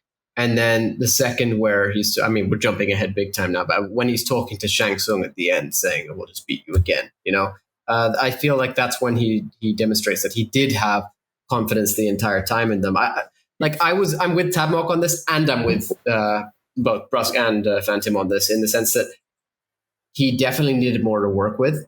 He should have been more compassionate, but I got the vibe that he was going for a tough love sort of approach to the combatants in this case. I just never found that, because he never spent time with the heroes to kind of to show exactly where they're failing, where they're succeeding, what's going on with him, what's going on. He literally looks at the ones he's like, nah, fuck this, fuck these motherfuckers. My big thing is Kung Lao. When Kung Lao dies, what does Raiden do? He's just like, okay, well, anyways, guys, what do you want to do? He's like, oh, I can't save everybody. You know what? I'm just like, it's in your house, dude. Like, what do you mean you can't save everybody? It's in your house. Yeah. I think a big part of this is Raiden is like hundreds, maybe thousands of years old. He really can't get too attached to every single generation of mortals, But that's why, I'm sorry to interrupt, but that's why he was even in the original timeline. That's why he was chosen to be the protector god, was because he was the one who cared for the mortals the most. Like, this is part of Raiden's character, is to care. He cares. He's just trying not to, in my opinion. Like, he's like, all right, I can't let myself get too attached. Not after what happened with Kung Lao. It's like what Meek was always saying in Conquest too. Sorry, it was like what Meek's Raiden was saying to Kung Lao in Conquest the entire time. You can't get too attached to the people around you. If you're going to be champion, you're going to live forever, hopefully, right? And it feels like they sort of took a leaf out of that, but put it into Raiden rather than into Liu Kang. Sorry, Brusk. Yeah, right, exactly. Like, I can't let, I'm going to be around for hundreds of years. These guys are all going to die off, and there's going to be a new generation. I'm going to have to train them someday. So try not to get attached to any one point in time, but try and get attached to the realm and the planet as a whole and save that from Shang Tsung. Yeah, well, I'm not, I'm not asking for a scene of like Raiden just like breaking down on the floor. He's rolling around crying because Kung Lao died or anything like that, but like, I think it definitely doesn't like help the case to like, it definitely doesn't help. I don't think it helps your case if you're trying to say that like Raiden does care for these people and he's just giving them tough love when he really didn't care that Kung Lao died. it really didn't show that. So the next part of the movie, it starts off where Cole, has done his training and stuff, and then he's had enough. He's like, I'm out. And Sonya says to him, she's like, Cole, don't give up on this. And then Cole gives up and he walks out. And which that leads us into, Shang Tsung, he gets all of his warriors together and sends them out. And, there's the big betrayal scene with Cabal and Kano and all that. And the temple's defenses come down, and we get our first actual fights within Mortal Kombat, like our first tournament fights. Yeah, like a series of fights and stuff that we see. Yeah. Yeah. So what did you guys think about this part of the movie where Earth Realm warriors get their asses kicked? Tabmock, you want to go first? I guess my favorite part of this whole thing was finally seeing Kano be like, you know what? I'm going to side with the bad guys on this one, and you could tell that he and Cabal had some kind of history together. Obviously, as Mortal Kombat fans, we know they're both Black Dragon members. Within the continuity of this movie, not really exactly sure how it all fit together with him getting the mask and what exactly transpired between them. But whatever it is, I really liked seeing Kano say, you know what? I'm going to team up and I'm going to be with Shang Tsung. I'm going to be on the winning side this time. I like when Kano says, or Cabal says to Kano, he says, you used to be the leader of the Black Dragon. And Kano says, I am the Black Dragon. That was a cool little line. I hate seeing Cabal a bad guy. And like that's something that bothers me in Mortal Kombat 11 also. Like, yeah, Cabal, I think it works. I think that works. It worked in this movie. It definitely did. I think it was fine. Like I was willing to just let it go and accept it in this movie, but like in general, like especially in 11, it was just like, oh my god, especially since he was taking a point in time where he was a good guy. So like, wait. With 11, I actually think that worked too, and it's with 9 that's where they messed up. Cabal never should have been a reformed Black Dragon member turned proper police. Okay, that's true, and I don't like that. But at least they have it. At least they show that he's a good guy, because Cabal is a good guy. In the original timeline, he was a good guy. All right, they fucked him up in Deception. Temporarily, up until MK Deception. Yeah, that's right. And they fucked him up in Deception. All right, he's just this motherfucker. Like, I think he's like this. I forgot what. All right, yeah, he's flipping back and forth like a ping pong ball. Yeah. There's no rhyme or reason to Cabal anymore. That's the thing about Cabal. Sorry, he's on both sides the entire time in both timelines. Really. Now, in the original timeline, as you both just said, he was good and evil. He worked with Havoc to reform, I think, the Black Dragon, etc. He got beaten by Movado, then went back and beat up Movado, took back his hook swords, etc. Right. So he's like back and forth, like just like his ability, right? But then this is where I agree with you in the sense that 11 made no sense because, 9 too. Yeah, you're right, Tabmock. He shouldn't have been good technically. But then in 11, it made no sense he was bad because they took him from when he was good in the new timeline. Now, no matter what they do with Cabal going forward, it's the wrong call. Exactly. but Cabal was done so well in the movie, in my opinion, despite that he was evil, everything. Let's flip back to the games for a second. Just for a second. At some point, Cabal's got to be honest. He's like, look, I don't know whether I'm good or bad or what. I just kind of like to fight. I just want to be here and fight somebody. I don't care who it is. I don't care what side I'm on. I just need that battle, man. The character never made sense. Let's just keep it that way. Fuck it. Who cares? Who cares at this point?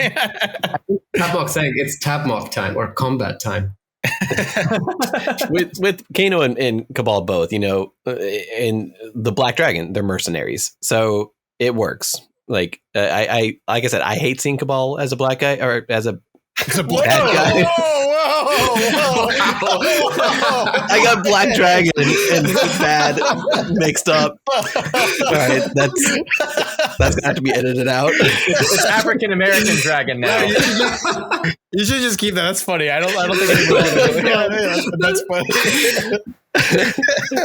So I hate seeing Cabal as a bad guy, but the fact that he is Black Dragon, it works that he's a mercenary, so he gets hired out by Shang Tsung to fight for Outworld. Tell us how you really feel. Oh. Okay. Well, yeah. I mean, I learned to accept it with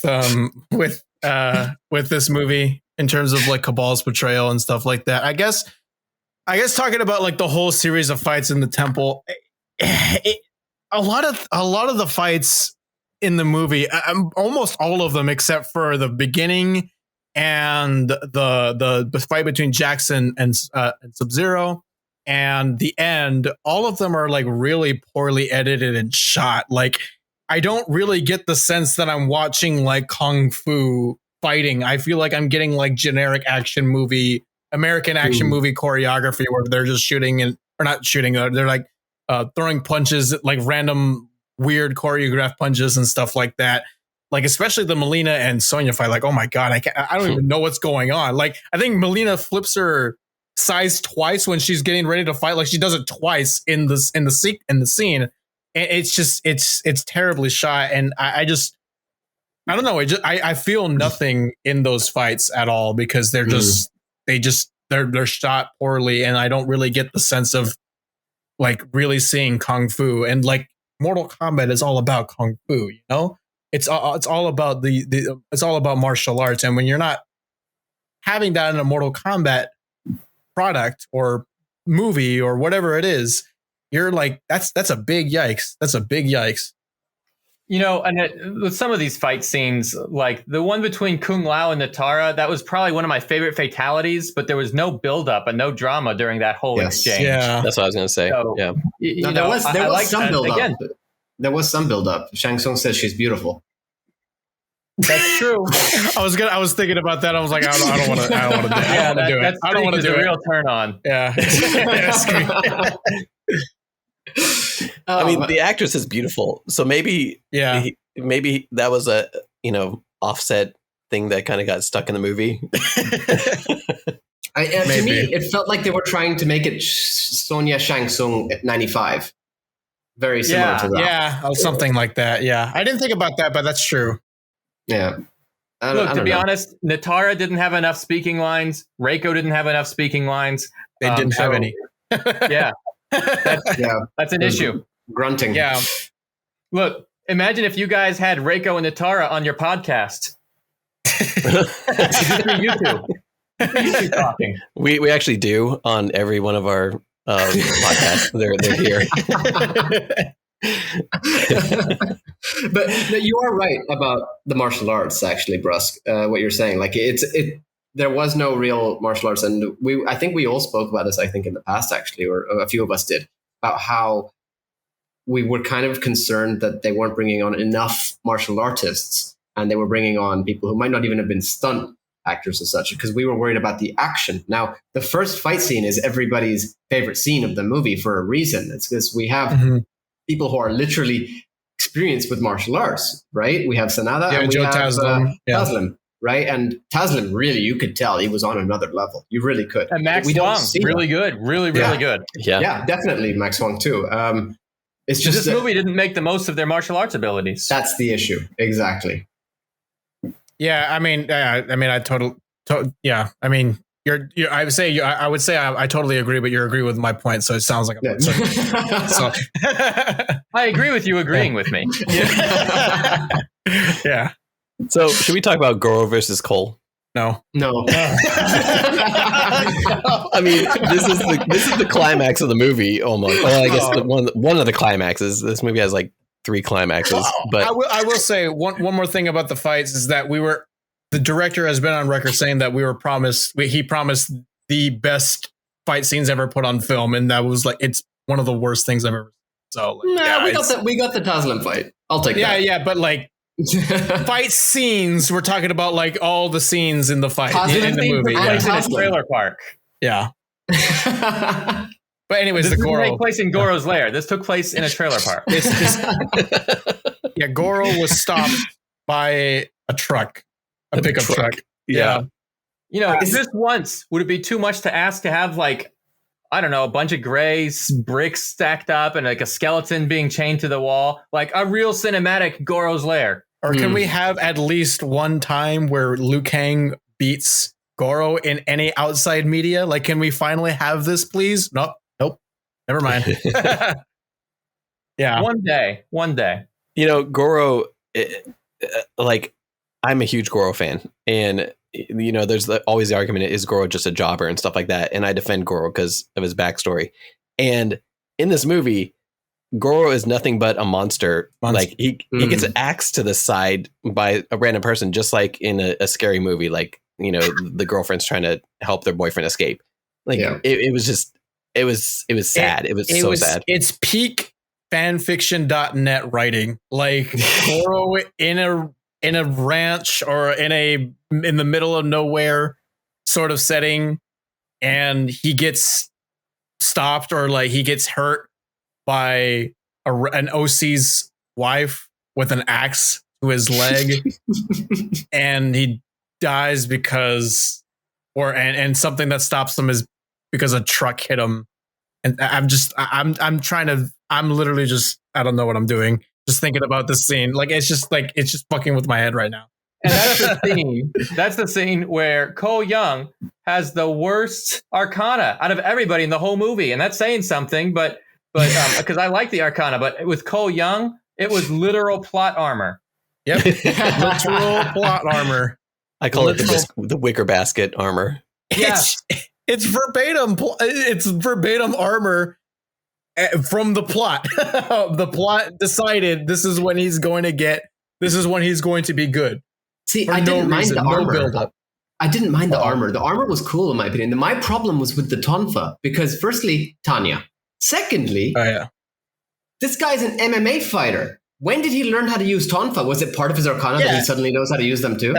That's what I said. That's what I also said. I'm just like, what do the tonfas have any relation to Cole? Like, the Arcana is supposed to have relation to you based on like stuff that's happened in your past or just like something that's part of your character.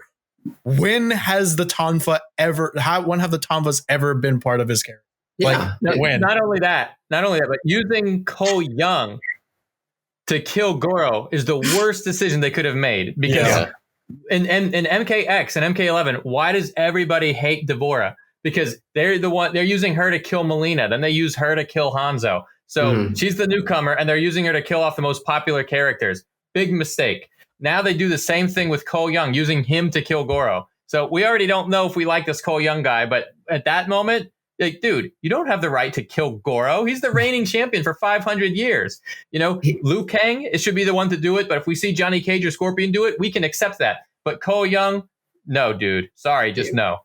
When I saw that scene, I was like, I don't want to hear anybody complain about Scorpion killing Goro again in Scorpion's Revenge. All right, you can't get any worse than that because so many people like dismiss, or not so many people. I think majority of people, but like so many people just threw a pissy fit like over that scene, which honestly I didn't agree with. I think it could have been done better. There's plenty of ways you could have done it better, but like compared to like Cole Young beating Goro, like come on. Like you can't get any worse than that.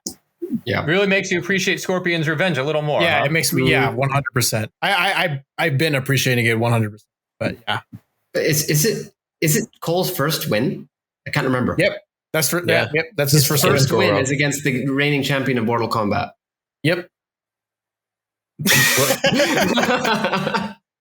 If you guys remember, his eyes glow, and then his armor actually comes out of his bracelet.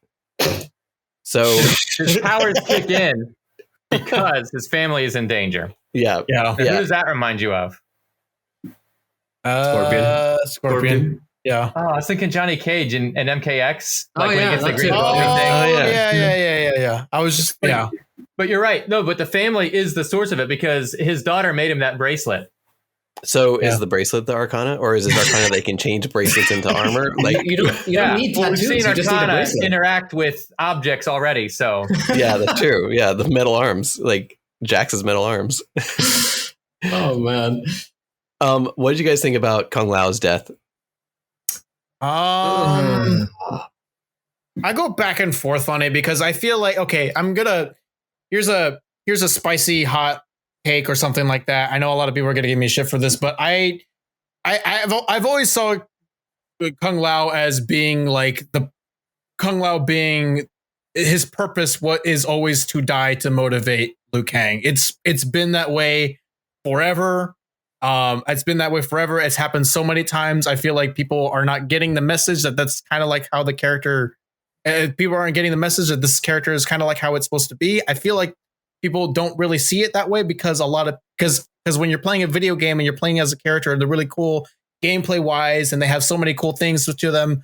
You feel like there's more to the characters. There's more like things to explore and all that kind of stuff. When in reality, your mind fills in the blank. Yeah, it's like this is my main character. This is the main character when you play the character, all that kind of stuff. And I just don't feel like that's the case for Kung Lao.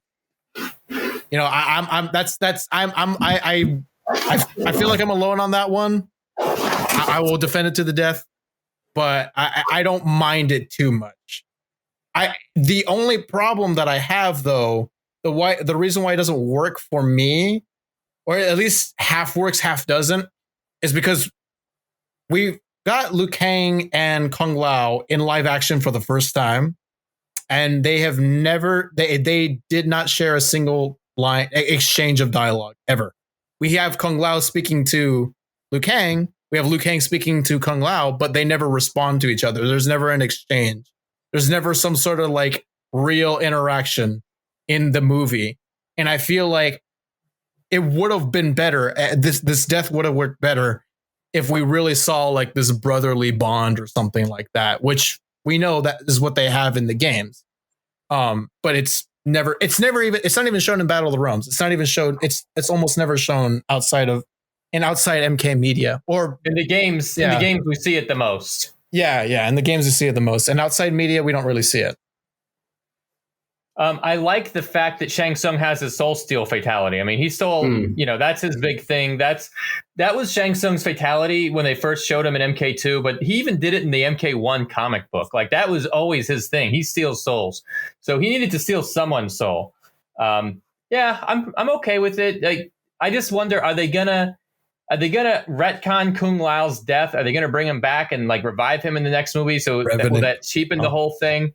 I don't know, but if death is a permanent thing in this movie, then, the soul steal, you need to have at least one soul stolen. I'm glad it was his. I think it added to Shang Tsung's menacing tone, because, he's standing there the whole time watching everybody fight. Kung Lao throws the hat at him and he just like dodges it by just moving like barely at all. And then, he gets pissed off and just like sucks Kung Lao towards him and takes his soul. And it makes him a bigger villain in this storyline than, even then. I felt like at this point, like with that action, it made him a bigger villain than Cary Tagawa's Shang Tsung because of just how powerful he comes across as. Well, I don't know if I would agree with that, because like he finally gets to establish himself as a threat, like almost halfway through the movie. Like it's almost like the movie is like beyond the halfway point. Mm-hmm. Like Cary did it in the opening scene. Yeah, Cary did it in the opening scene, and he's been doing it throughout the entire movie. Like he was stealing souls of that tiger guy that Liu Kang fought. He did in the beginning of the movie, and he did it with Art Lean. Yeah, Art Lean. Like he was establishing his hierarchy throughout the entirety of the movie. In this movie, it's established like well beyond half of the halfway point of the movie. And before then, he was just standing around kind of being evil Shang Tsung guy, evil monster, not evil guy, but like evil antagonist guy. Oh, and you know what else? Someone pointed out that Shang Tsung doesn't shapeshift during the entire movie. That's like, true. That's his other big thing besides stealing souls is he's a shapeshifter. He doesn't do it. He's going to do it in the next movie. He's going to turn into Shang Tsung. Or he's going to turn into Kung Lao. He's going to turn into Kung Lao when Liu Kang faces him and all that kind of stuff. That would actually be a really good way to bring Kung Lao back. It's actually just Shang Tsung shapeshifting. Yeah, it's going to happen. That's 100% going to happen. You heard it here, folks.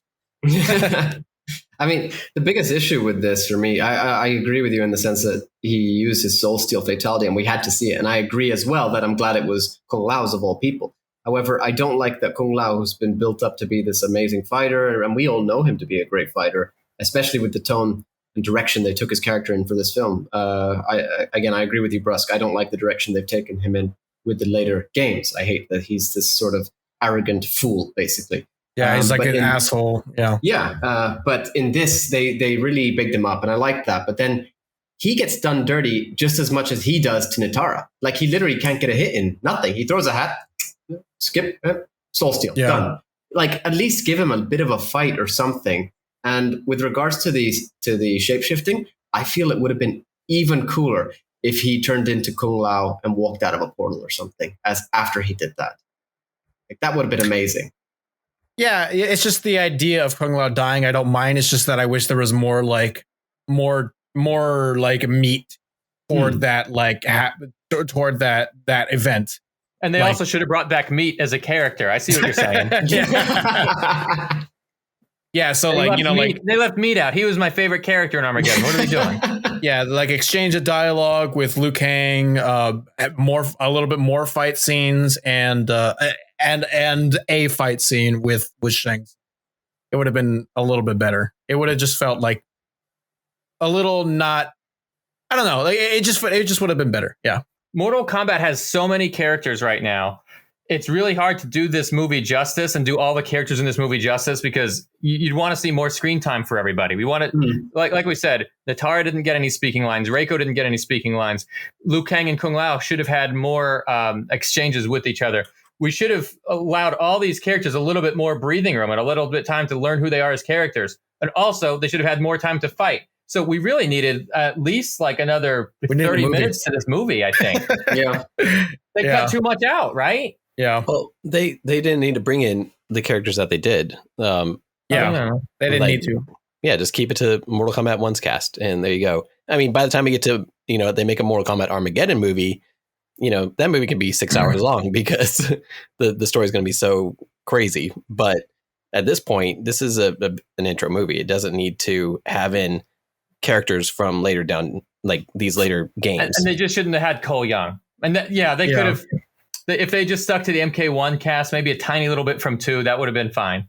Yeah. Yeah, like I don't mind like Jax being in an MK1 story because it's part of Sonya's backstory. He's part of Sonya's backstory as well. I can accept it. I've accepted it at this point. Yeah, it's fine. It's fine. But like, and especially like if it's a prequel movie, because when you're doing prequel movies, usually it's always to establish like or to give backstory to already established characters or something that's already been established. Give backstory to something. So if you're going to do a prequel movie, fine, but establish the characters in a way a prequel would do it. Like use this time to develop the characters when you get to the and then you'll have all the time in the world when you get in the tournament to do just a bunch of fights, and you don't have to do too much like character development. You should do it still, of course.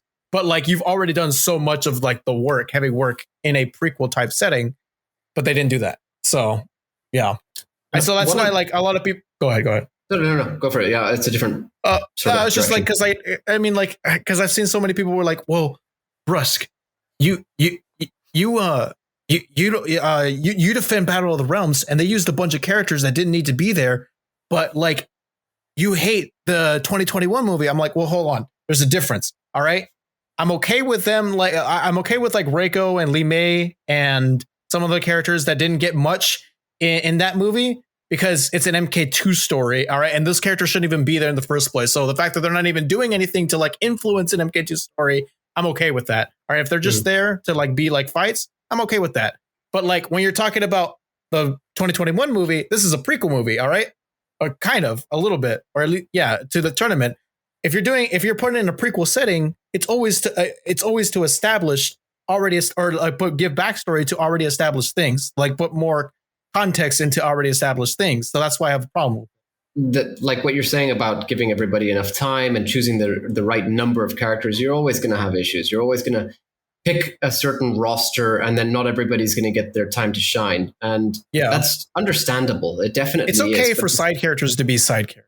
Sure, yeah. But at the same time, bear that in mind when writing and when filming, because you don't want to write in a character who's never going to get a chance. Like I fully believe that Baraka, for example, did not get put into this, and they chose Natara or somebody instead as firstly an Easter egg, and secondly because they knew they weren't going to give her much time, whereas they didn't want to do that to Baraka.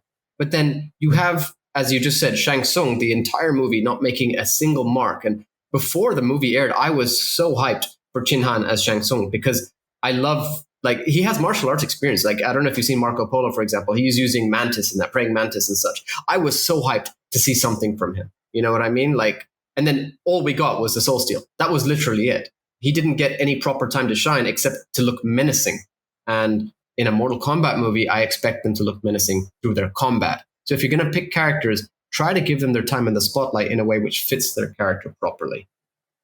Yeah. On that same note, I mean, should we talk about Melina? Because we should. I'm kidding. I keep saying no anytime. I'm joking. Yeah. Look, I said it before. They should have had Kitana. When it comes to somebody like Melina, who's a clone, they didn't do it right. Kitana should come first. Melina, you might say, is a second stringer. Yeah, sorry for all the puns, guys. I hope it's not making you sigh. Tab Monk, you never fail. You never fail. You do this all the time in your videos. It's just never going to escape. This is Yanni's favorite part. Is of having Tab Monk on. So you'd rather Melina show up kind of like she did in Annihilation as part of the sequel where No. You know what? Honestly, both at the same time. When MK2 came out, we got Kitana and Melina. They're both in the same game. They're sisters. Hey, turns out Kitana was actually the rightful heir to Outworld back when things were the way they should be. And Melina's just a grotesque clone trying to make things like keep going the bad way. It's like, wow, that's interesting. I thought these were the same characters. Turns out they've got totally different directions. They should have had them both roll out at the same time. And, the good guys find out throughout the movie that, hey, one of them can actually be trusted. One of them might actually defect to us. We just lost a defector. We just lost Kano to the bad team. But maybe we can get one of them to come to our side and even the odds a little bit. They could have had so much fun with it, honestly. Yeah. But yeah, I think leaving out Kitana was a big mistake. I mean, didn't you know that clones come before the original? Yeah, I learned that the hard way. That could add something cool for the second movie is, they see Melina again and they're like, oh shit, here we go. let's beat her up. And then it ends up being Kitana. Like that could be an interesting reversal of that dynamic, but I don't feel like that's going to happen. I don't think so. I mostly agree with Tabmuck. I mean, like, because Melina's story is so, it's a very complex and really good story, but it is a requirement to have Kitana in there 100%. And when you don't do that, you have a generic character, and that's exactly what we got. If you replace Melina with generic Outworld female number 2, nothing would change. The character would not change at all. Could have been Jade, could have been Tanya, could have been whoever. Right. It doesn't matter. It did. Yeah. It's so, like there is no character in Melina. She wasn't tethered to Kitana, so she had nothing about her that made her. Exactly. She didn't get to be Melina. And that's the case with Reiko. Not so much the case with Cabal, but that's the case with Reiko, and this is the case with Natara. Yeah. And a little bit Shang Tsung. A little bit. So yeah, it's just why? Just why are we treating characters like this? Yeah. It might have made more sense to even have Shiva in that movie. Yeah, maybe. Yeah, fighting with Matara. Just like I guess like the characters were jobbers. The characters were meant to be jobbers. Yeah. Why weren't they actually jobbers? Like why weren't like Shang Tsung's henchmen Melina, Reiko, and Natara? Why weren't they in those places, in those roles? Like why it's of course for recognizability to have like, oh, to market the movie, like, oh, look how many characters we have and all that kind of stuff. But I'm just like, you're sacrificing that, you're sacrificing a gimmick for character development and story and all that kind of stuff. I'd like to see a little bit more character development, absolutely, and you can't do that with Melina without Kitana there. Yeah. They need each other. Did you guys appreciate Melina and Kitana's portrayal in Legacy? Yes. That's one of the highlights of I don't like Legacy, but that's one of the biggest highlights of Legacy, 100%. I mean, seeing them grow up with each other and, seeing that whole interaction between them and seeing, when Kitana was starting to turn and you could see Melina getting disappointed, like, wow, you're really losing your way. That's exactly how it was in the original timeline. Exactly. Almost exactly. Yeah. Yeah. So in this movie at this point, the Earthrealm Warriors have decided to come back and do their own tournament. That's not a tournament. And this is when they decide who they're going to fight. And, Jax has his new arms, so he gets to fight Reiko at the not pit stage, and Yeah. and Cabal and Liu Kang get to go at it again, and Cole chooses Melina, and this is the first time we actually get to see Melina's full mouth thing, where she like opens up her mouth so much because she's so angry that she can't hurt Cole because of his armor, and she ends up ripping her mouth open, and you see that full effect. Do you guys feel like this version of Melina is anywhere accurate to how you would kind of imagine this flesh pit Melina from the video games? No, not at all. No. Actually, there was one thing about Legacy's Melina that I didn't like, which was that her mouth kept going back from human to Tarkatan, and it should have just been Tarkatan the whole time. So that part I did kind of like, the way her mouth was portrayed in this movie a little better. Well, I don't like Melina at all when she has lips. You're not supposed to make her look cute or pretty and all that. That's not Melina's thing. Melina's thing is like, it looks good when she has the mask on. Yes. When she takes it off, she's this ugly, hideous monster. All right. That's exactly how Melina. That's the whole point of Melina. And anytime she has lips, it's like I'm just like, why are you doing this? I think it's majority of the time, I think it's because they think it's dumb to have a character talk through like a Tarkatan mouth, and I'm just like, explain parents then. Explain parents. Nobody fucking cares. Like, come on, man. I don't yeah. Like Baraka, like nobody has been caring that Baraka can do it. Why are we caring about Melina doing Baraka it? Baraka technically should not be able to say his own name. Yeah, he can't. Yeah. But what was weird as well was that Raiden takes his warriors to the Void right before they pick who they're fighting. And Shang Tsung apparently, coincidentally, and fortunately, cannot follow here. I would love to understand that. And also, why didn't they just go to the Nexus if that's the case? Like, is that what it was supposed to be? Like, or why didn't they just train in the Void the whole time? Why didn't they train in the Void? Why didn't why didn't they just train in the Void? Why didn't Raiden zap Shang Tsung away like he did at the very end of the movie? It's like there's so many ways that this movie could have just not happened. Like the events literally just not happen if Raiden just did his job. If Raiden literally just did what he was supposed to do, the movie wouldn't have happened if he actually did what he's supposed to do. So, the Void was really a scary, dangerous place when they hinted at it in Deadly Alliance and Deception. And here it was almost just a stand-in for the heavens. Yeah. Like when, in MK4, when you see that Johnny Cage's soul goes to heaven and he makes it back, there's a sense that that's where the dead people go. But when there was a Soulnado and they, Draman and Moloch threw Scorpion into it and that was going to destroy him, only somehow his soul made it to the Void where the Elder Gods are. And it was just a miracle that happened. That seemed like a freak chance that even happened. It seemed like the Void should just destroy people. Like that's what they would have expected. But here it's like, hey, I know, let's all just go to the Void. Yeah. it's I don't know. I didn't bother. You bring the pizza, I'll bring some sodas. Let's all go to the Void for the party. I'm just like, okay, yeah. I didn't really think of it that way, but the more you put it that way, I'm just like, yeah, damn. Like if they're gonna treat the Void like it's just some safe place, some safe haven.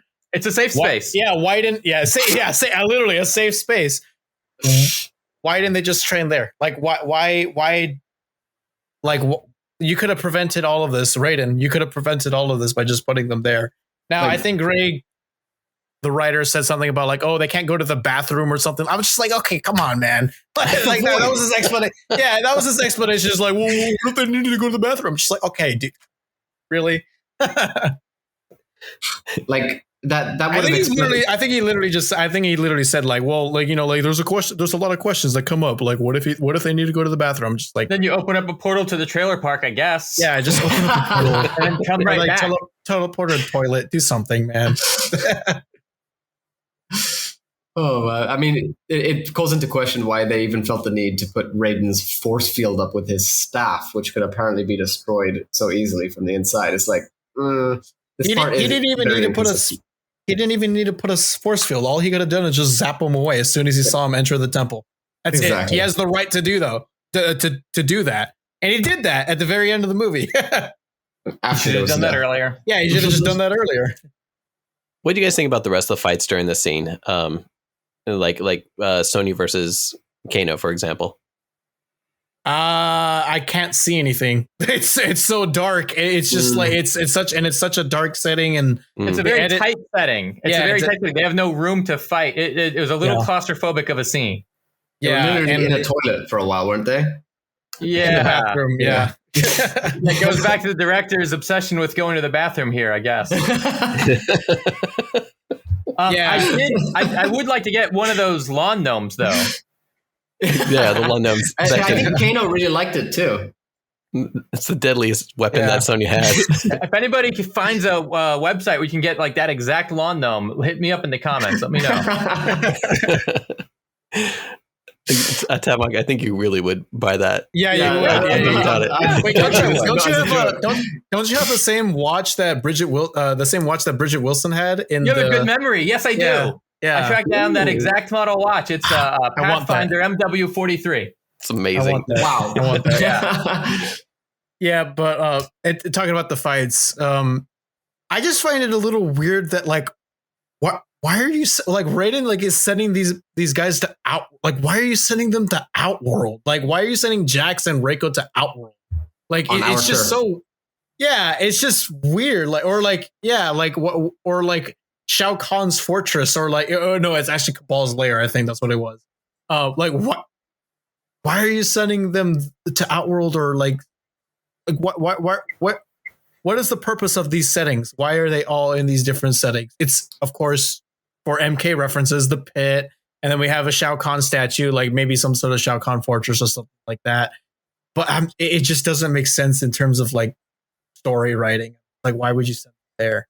Yeah, what was Raiden's motivation for sending them to Outworld? I mean, I think I think Cole Young said we want to take the tournament to them, right? So we're just gonna track them. They're not expecting us to do this. I don't know. Does it really matter where they fight, though? No. Anything's better than a freaking trailer park at this point. Well, Sonya's works because Sonya knows her turf. Like there's that one scene where she went on the floorboards or whatever, and then Sonya's I guess works. It's just that like. I don't know. I just don't see the. I feel like you can bring the fight to them if you. I think you can bring the fight to them if you like bring them in a different. I don't know. I just don't see the point of. I think I was okay with it, but then the final scene, the final conflict for Scorpion and Sub-Zero takes place at Cole Young's gym, and it's like okay, the big climax takes place in a frozen gym. But Raiden didn't choose that spot, or Cole didn't. That was Scorpion's location, wasn't it? No, it was I'm sorry. Sub-Zero chose it because he kidnapped the family and then takes them to the gym and freezes them up there. So like, I mean, there's so much of this movie. You're just like budget, and that's the only explanation you have for it. Yeah. Well, I don't know, man. Like 95 had a very small budget, and they were able to have a lot of really nice scenes and a lot of nice settings. So. Well, I mean, but if you're in Australia, where are you going to shoot? It's either rocks or the gym down the road. Yeah, I know. So. I mean, that's true, but I'm just like, well, then don't shoot in Australia. I know. Yeah. I don't know. My biggest issue with most of the fights, really, I mean, other than the fact that the martial arts themselves weren't on the same scale as we already discussed from the initial fight scene of the movie and the final one, but also the sort of things that happen within them. So, for example, Sonya versus Kano, he loses control of his eye because she throws, alcohol into his eye or something, right? Rubbing alcohol. Then he gets a gnome in the eye. Then on top of that, you've got Sonya suddenly turning up after every single good guy has spent the entire movie training to get their Arcana, gets the marking within literally 3 seconds, apparently, has complete mastery over her Arcana. She has the pink rings, and what do the pink rings have? Like, what do the pink rings have anything to do with her? Like, nobody ever. What is the relationship? Yeah, what's the relation? Yeah, like maybe nobody wanted to propose her. Yeah, probably. It's like Tabmock's video. Is it mechanical or is it embedded? Like, it's magic or is it tech? You know what? I had a headcanon in the original timeline that was actual chi. Yes, I think, because like I think I don't remember exactly where it was, but I think I remember there was something in the lore that said that Liu Kang and Sonya trained with each other. and Sonya learned it from Liu Kang. I don't think it's actually said that. I think I made that connection because Sonya does the bicycle kick, and so that's and then she does, and then she has some sort of like fireball. So I thought, okay, maybe she was training with Liu Kang. That was my headcanon. I can see where you would think that, but she shouldn't have that by MK1. She shouldn't have already been training. No, with but him. that was an MK. That was an MK3 where she had it. The bicycle kick, yes. MK4 going up, no? Oh, 3. No, MK3 she had it going up. Yeah. Oh, But right. that wouldn't explain the ring toss. Oh, that's true. Oh wait, she does have the rings in. Yeah, she does have the rings in MK. That's true. Yeah. So why would she have it in the movie? That's the question. That's her Arcana. It's her Arcana, but like, what do they have in relation to her? That's I don't know, but Arcana can interact with tech, so you know. Oh, so maybe she was wearing that special fancy watch that Bridget Wilson had, and right. All right, so let's talk about the last Pathfinder MW43. Pathfinder MW43. We are not sponsored. The final battle with Scorpion and Sub-Zero. This is the next big climax of the movie, and by far one of the top 2 fight scenes in the entire movie. And this is, I mean, it had to be because this is what everybody's waiting for. Let's talk about some of the positives and negatives of this scene, though. Who would like to start? Go ahead. Go ahead. Yeah. All right. First of all, Scorpion versus Sub-Zero is the fight that all the Mortal Kombat fans want. So, the studio did the right thing here as far as making it about Scorpion and Sub-Zero. I don't think they can pull that trick again for the sequel, but I think it was the right call. I think it was a good note to end the movie on. I think it was a nice, long, drawn-out fight. I think it was cool seeing Scorpion actually say, "Get over here" for the first time, only it wasn't Ed Boon's voice. So maybe that was actually okay. Maybe they didn't need to repeat the whole Ed Boon's voice. I like seeing Sub-Zero actually was very menacing again, with freezing people. It was very high stakes. And I guess what else? I really liked when Scorpion did his fatality and lit Sub-Zero up on fire. You saw Sub-Zero turn into ashes. There was a little bit of hint that he was like going to become Noob Saibot with the fact that they made it look like black ash when he was burnt up. So even his outfit. I think they did a really lot of good stuff here. I am. Yeah, you know what? I've always said that like I don't really mind, besides the setting, being the final climactic fight of a Mortal Kombat movie takes place in a frozen gym. That's just I hate that 100%. But the fight itself is actually pretty good. I like it. I mean, like Cole Young is in there. I don't think Cole Young needs to fight and all that. And it kind of has to for story purposes. There's sort of like no way. There's sort of no way out of that. But like, you know what? For the most part, it is Scorpion versus Sub-Zero, and I think it was done very, very, very well. I actually didn't like the toasty too much because it's less gory than Anakin burning in Revenge of the Sith. Like that is peak burning, like a very gory burn scene of somebody burning in a PG-13. And that movie was PG-13, and Anakin burning was more gory than Sub-Zero burning in this movie, which is rated R. So I feel like they could have done. Seeing a burn victim survive makes it worse than actually seeing them burn to death. Because at least when they're dead, it's like, okay, they're out of their misery. But Anakin got to stay alive through that. It's like, oh God, he's going to be tortured forever now. It was painful. It was brutal. Yeah. And that was in a PG-13 movie. And this is rated R. And this guy just turns like to black.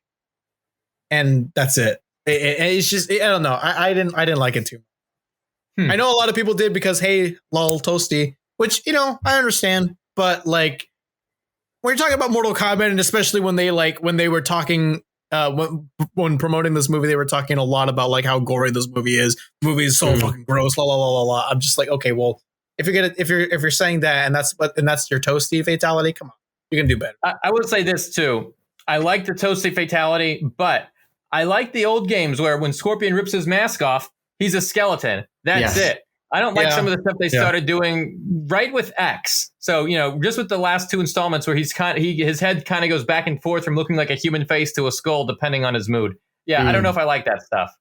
I go back. I think we started with 11, where like it's sort of like it's like that you can see through. Like it's like you can see through, like a skeleton see through kind of thing. I go back and forth on whether or not like I like him ripping off and then he's a skeleton or not. I kind of like the Ghost Rider approach where he can go back and forth. But I feel like if you're going to go with the Ghost Rider approach, Ghost Rider literally, you can visually see a skull. So I feel like that would be better. Hey, when did Scorpion join us? Look, this is how they do Scorpion now. Oh, want to look like a skull? I look like a skull. I want to look normal? I look normal. Want to look like a skeleton again? No, I'm a skeleton. Normal, skeleton. Normal, skeleton. Normal, skeleton. Normal, skeleton. So that's all they had to do for the movie. Just got a filter. That was it. Yeah. That's all they had to do. That exact same one. I did like Toasty on the movie how, he's breathing on fire, but his lower jaw and stuff starts looking bony and stuff because it's kind of burned away. I like that effect that they did there. And he did. It was sort of a good balance, what you're saying. Sorry, Phantom. I'm just agreeing with you. Like that he removed the mask and then it sort of turned into a skull, kind of like what you were saying. Yeah. Yeah. It was like he had melted himself away and then his skin's there when he's done or whatever. But one thing about the fight, everybody loves this fight scene. I rewatched it last night and there's a scene where, they're doing this whole tag team on Sub-Zero. Scorpion throws the kunai and it misses Sub-Zero. Cole grabs it and rethrows it and it gets stuck in Sub-Zero and then Scorpion pulls him or something. And it was just this tag team fight, just get rid of Cole. It was so much better before it got back to Cole. Yeah. Cole Young is the worst case of studio interference. You know what I mean?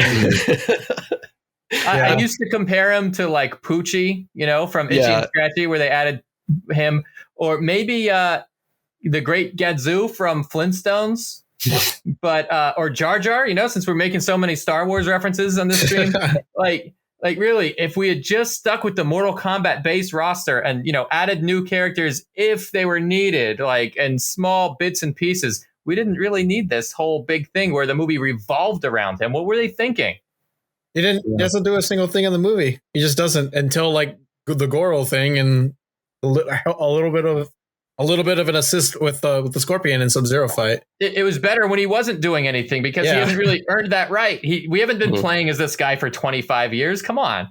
Yeah, I think it's official. Lewis Tan's never going to come on the Realm Cast at this point in the episode. So, Lewis, we'd love to talk to you, man. Come on and join us. That's my fault, guys. That was my fault, guys. I spent this entire stream shitting on Cole Young, bringing it up. Why don't you get Lewis Tan first and then go back and air this episode afterwards? Right. No. One thing that we do make very clear here on the Realm Cast is, firstly, we're not just going to say what we think people want to hear. We'll always say what we believe. Now, one thing I was very clear about is that I am quite a big Lewis Tan fan in the sense that I enjoy a lot of his work. He's a good martial artist. Yeah. It's definitely. And I was very excited. We saw a clip of him in MK Legacy and MK Generations. It would have been awesome. Exactly. So I was very excited to see him in the movie. I just don't like the direction they took him in with Cole, of course. And most Mortal Kombat fans agree. Now, I specifically... with regards to Cole, I think that they could have done him very well if they put him more to the side rather than as the lead. And he could have been interesting. Now, as I said, I like the idea of his Arcana being the wicker basket, as Phantom says it. It was actually an interesting take. It was like a protective suit. It was, as you said, literal plot armor. But it could have had other abilities attached to it rather than a tonfa. We could have seen Cole become a cool character if he didn't have this weird sort of modern MMA beaten down approach, which really could have just been, from the start, Johnny Cage, so it's not his fault.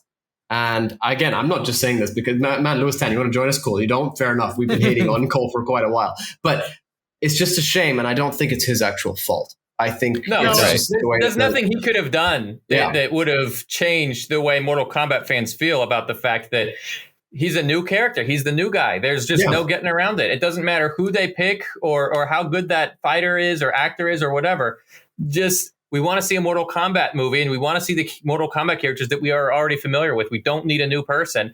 I would have loved to have seen Lewis Tan in any other role. Literally, Lewis Tan is great. It's just the character that we didn't really need. Then not just him, but the whole plot line. So the studio's decision to make a Cole Young movie that that the original script started off with, that we've talked about in the past, that is one thing. And if you wanted to make this movie and make it about somebody outside of Mortal Kombat experiencing Mortal Kombat, like from an outside perspective, okay, you can do that and see if it does well. But that's not why people are going to the movie.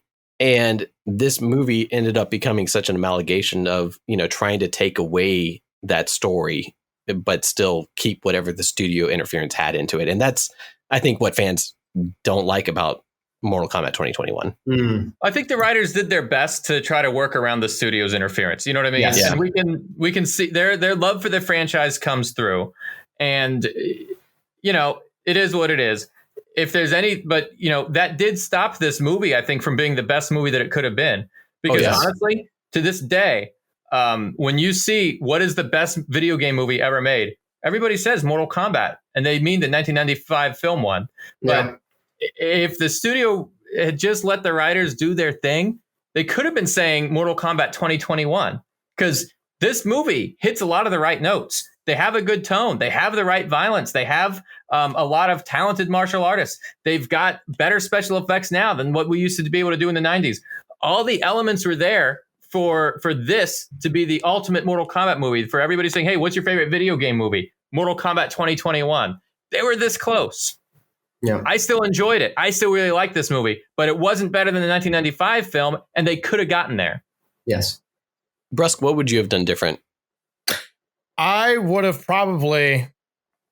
There's so many things. Oh my god. Okay, so I of course I would have made it I just would have completely made it a MK1 story. All right. I know a lot of people, a lot of the not criticism, but response to like, oh, why wasn't it an MK1 movie? A lot of people were like, well, we already saw the tournament and so many times. I'm just like, okay, when was the last time we saw a tournament? Up until like when in the cinemas, when was the last time we saw a tournament? 1995. All right. Yeah. All right. Scorpion's Revenge was direct to video. Okay. And that came before. Like, I don't know where this notion of like, we saw the tournament so many times. I don't know where that notion comes from. I think when you're making a reboot of a movie, you start with the roots, and the roots start with the tournament. And literally all you needed to do was just do that and just make it different from the 95 movie. I get like not wanting to remake exactly 95, but 95 didn't establish like how the tournament works, so you could have improved there. Didn't, do much on Scorpion and Sub-Zero. They already did that here. So, hey, take the elements that worked in the 2021 movie and put it in like a, in my kind of like, my ideal MK 2021 movie and all that kind of stuff. Crap. You can do a lot of the better fight scenes, because like, as much as I like the 95 movie, not all the fight scenes work. There's probably like only like 2 really, really good ones. The others are like kind of like acceptable. Make better fight scenes, shoot them better. There's just so much in this movie that like I could talk on hours on end about like exactly like how to fix it, but like it really comes down to starting from scratch to me. Honestly, I feel like you really need to start from scratch when it comes to like making a good Mortal Kombat movie. Yeah. So after this, I mean, the movie basically ends. Raiden and Shang Tsung have their parting words. Scorpion says, "You have freed me. Take care of my bloodline." To Cole and his family in Japanese. And Cole, as far as we know, doesn't speak Japanese, so this is a very confusing scene. So he can read subtitles, can't he? That's right. Yeah, that's it. The subtitles are in Japanese too, though. So, I mean, and we get the whole teaser for Johnny Cage and that sort of thing. Cole's not going to be doing $200 fights anymore. He's gone off to find the next set of warriors. I got 2 last questions basically for you guys. Do you think that Cole's going to be in the next movie? And do you think the next movie is going to do better or be better? Well, first of all, I do want to congratulate the team, because this is the most popular movie on HBO Max. Yeah. You saw how fans were going rabid for release the Snyder Cut. Okay, they released the Snyder Cut. Mortal Kombat did better than that. Yeah. And they released Godzilla, which is another like really long-standing popular franchise. Mortal Kombat outshined Godzilla too. Like Mortal Kombat is still HBO Max's most popular film, so that's really saying something. And Not it aired just in about the theater quality of the same film, time. but what's that? And it aired in theater at the same time. Yeah, that's right. That's right. So even though fans could still go to the theaters, it was still HBO Max's greatest accomplishment. So having said that, Mortal Kombat, that's a tribute to Mortal Kombat as a whole. Mortal Kombat fans want to see the film, but that also says that the quality of the film, it had something there. You know what I mean? There was something really good about it that made fans want to go check it out. As far as will they give Cole Young a spot in the sequel? I mean, how can they not? His goal was to go and find Johnny Cage. How are you going to say, oh, Cole Young found me, and then not actually show him? That would be so weird. Like, yes, they're going to have Cole Young in the movie. It would be weird, but I don't think anybody would care. I really don't think anybody. I think people would mainly be happy with that. I don't think I mean, like, I don't know. I can't really think of anybody who would really like be like disappointed that Cole is not in the next movie, or like, you know, like he barely has any scenes. Well, I don't know. I'm not privy to the details of Louis Tan's contract either, so that might have that. Might I don't think they're all. Yeah, I don't think they're in a contract. I think I think they were assigned to do this movie and wanted to see how it would do, and then we'll see what happens on the next one. I think that's. I think that's what it's. I think we have pretty clear confirmation that Louis Tan is coming back, judging by his latest tweets and such. Well, all of them were promoting. Every cast member was promoting the movie, and I think what was it? Melina's CC Stringer. Is it Stinger or Stringer? Stringer. Okay, yeah. I think she posted on her Instagram or something like that, where she was like, "I hope we're in the next movie" or something like that. I was like, "Oh, like yeah." They don't have. I don't think they've received the script. The actors. Yeah. I don't think they have it yet. Yeah. Yeah, I think so. I don't think. I think they're just promoting it, like saying, like, "Hey, like we worked on this movie, and guess what? You're gonna get more of it. We'll see what happens." You know. Good point. Yeah, I mean, judging by the shift in writer and everything, I think we have something to look forward to personally. So when I saw that there's going to be a new writer, I'm like, okay, you're fixing something. You're fixing a problem. They're probably going to get a new director too.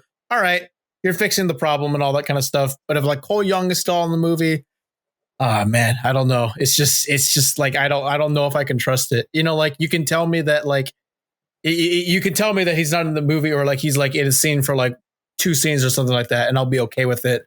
But like, I don't know. We'll have to see. You know, I'll in terms of the second movie, any movie in general when it's not from Marvel, and like maybe and like maybe like high tier directors, I don't trust when they say like this movie is coming out.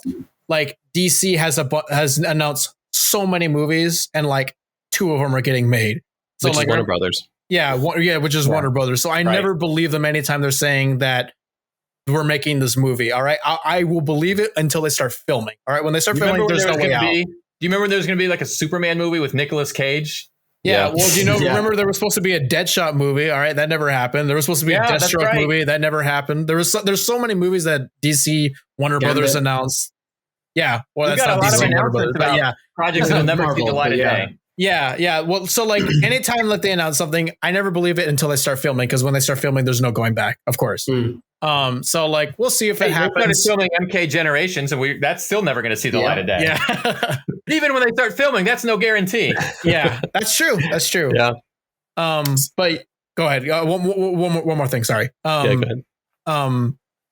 I will say that like with the second movie, them getting a new writer, that's a step in the right direction. Them getting a new director, step in the right direction. Probably means there's going to be a big shift in behind the camera work, and I think that's okay, because I think that's where it really starts, and I think that's where the root of the problem is the stuff behind the camera. I don't think it has anything to do with the actor or actress and stuff. I think you can mostly work with those people. You know, I like the writer and director in this movie. I thought they did a pretty good job. I thought the studio interference was really the biggest problem. So, and it's the same studio. So I don't know if the real issue is going to be changed here. But I'm a bigger supporter of the movie than you are. So I get where you're coming from. Yeah. So Brusk, tell us before we get off, and then I'll come back to you, or I'll come back to you, Tadmok, after this. Brusk, why should people avoid Mortal Kombat 2021?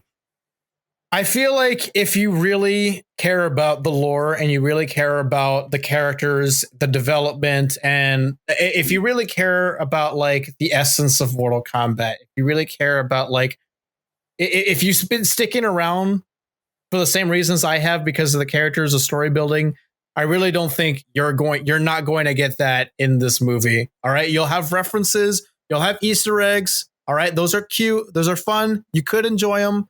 I don't enjoy them when I'm not getting character development, when I'm not getting story development, and I'm not getting like I'm not getting good fight scenes as well because I'm getting like one or two, maybe three. So like in a Mortal Kombat movie, that shouldn't happen. Mm-hmm. So if you really care about the way the story that if you really care about the franchise like I do, I stuck around with the franchise because the characters, the story, and the lore. I don't think you're going to get that in this movie at all. It's mainly it's dumb fun, and I don't really look at Mortal Kombat for dumb fun. I look at Mortal Kombat because of its really nice, well written story and lore that it has. You know, I don't want everything to be accurate. Of course, I'm never going to like say like that's like super not accurate. It's super not like the games. It's okay. I'm okay with changes as long as they make sense. And I don't really think most of the changes in this movie make sense at all. So yeah. Tabmock, why should people give this movie a chance? Well, I've been a fan of the Mortal Kombat series since the beginning, and I'm also big into the lore, just like Brusk. So, man, I'm just a little confused by your response there, Brusk. But I do think fans should give it a chance. And, you know, to be fair to Brusk, he gave it a chance. If you're a fan of the franchise, of course, you're going to give it a chance. You have to see what it is and make you up your own mind. There's parts of this movie that I liked. There's parts of this movie that I didn't like. I think this was a good film, but I do think it is lacking in a lot of the areas that Brusk touched upon. And I don't think it's quite up to speed where the Mortal Kombat 1995 film was. I don't think it's that great, but it could have been, and it's close, and it's got potential. And I'm still excited for a sequel. So I'd say see this, go ahead and see this film. I don't know if there's going to be a sequel or not, but if you haven't seen this film for some reason, you should do it. It is HBO Max's #1 popular movie for a reason. Well, yeah.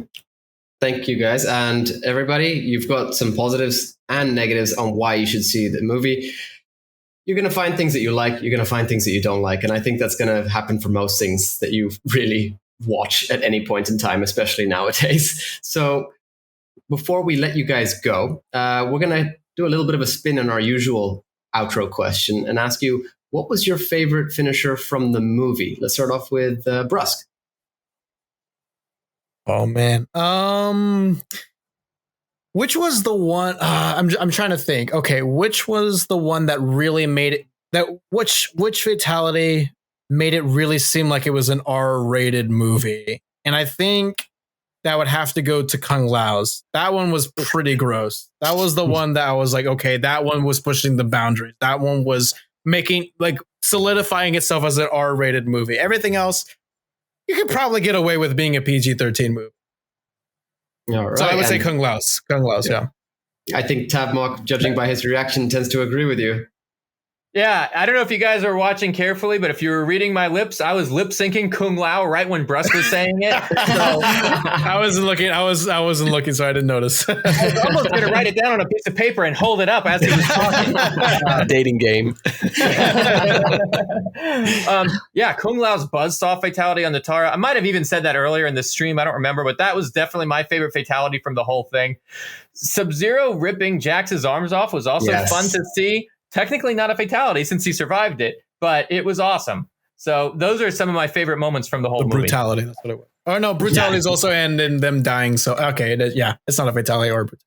Well, you can say it was a spin on a friendship. It's a heroic brutality. How about heroic brutality. Tabmock, where can our listeners find you? I'm on YouTube at youtube.com/Tabmock99. You can also find me on Twitter and Instagram and Twitch at Tabmock99. And Brusk, how about yourself? You can find me on YouTube. Just search up BruskPoet. You'll see it there. On Twitter, I don't use it much, but BruskPoet is also the same thing. The same thing with Instagram. Instagram, BruskPoet. You'll find me there. Also on Discord. I don't believe we have a unique Discord link yet, but I'm pretty sure I'm pretty sure right now, since we have like Nitro and you have to you have to boost yourself all the way to level 3. you can just look up discord.gg/bros my Discord. All right. Thank you very much, Tabok99 and BruskPoet, for coming on and joining us again on this episode. It was a pleasure to have you both here on the Realm Kast. Thank you, guys. Hey, thank you guys for having us. And even though you had me supporting the movie and Brusk attacking the movie, I was amazed at how much we actually agreed on most of the fine points and most of the details. It was just our conclusion. That's where we differed, really. Yeah. I'm curious, for all of our listeners, like, did this change your mind on anything in the movie? Like, or were your minds already made up? Did this kind of make you reconsider some scenes? Like, leave us a comment or tweet us or something, because I want to know what your thoughts on the movie were and if they changed at all from this episode. So you can find Yanni and myself, Phantom, on the Mortal Kombat group on Facebook, and you can also find Yanni on the Mortal Kombat meme realm. Special thanks to Uppercut Editions, the team behind the fan-made Mortal Kombat Compendium, for their continued support. You can follow them at Uppercut LLC on Twitter and the Mortal Kombat Encyclopedia Project on Facebook. You can catch up on all episodes of the Realm Kast on YouTube, Facebook, iTunes, and Spotify. Thank you. Thanks.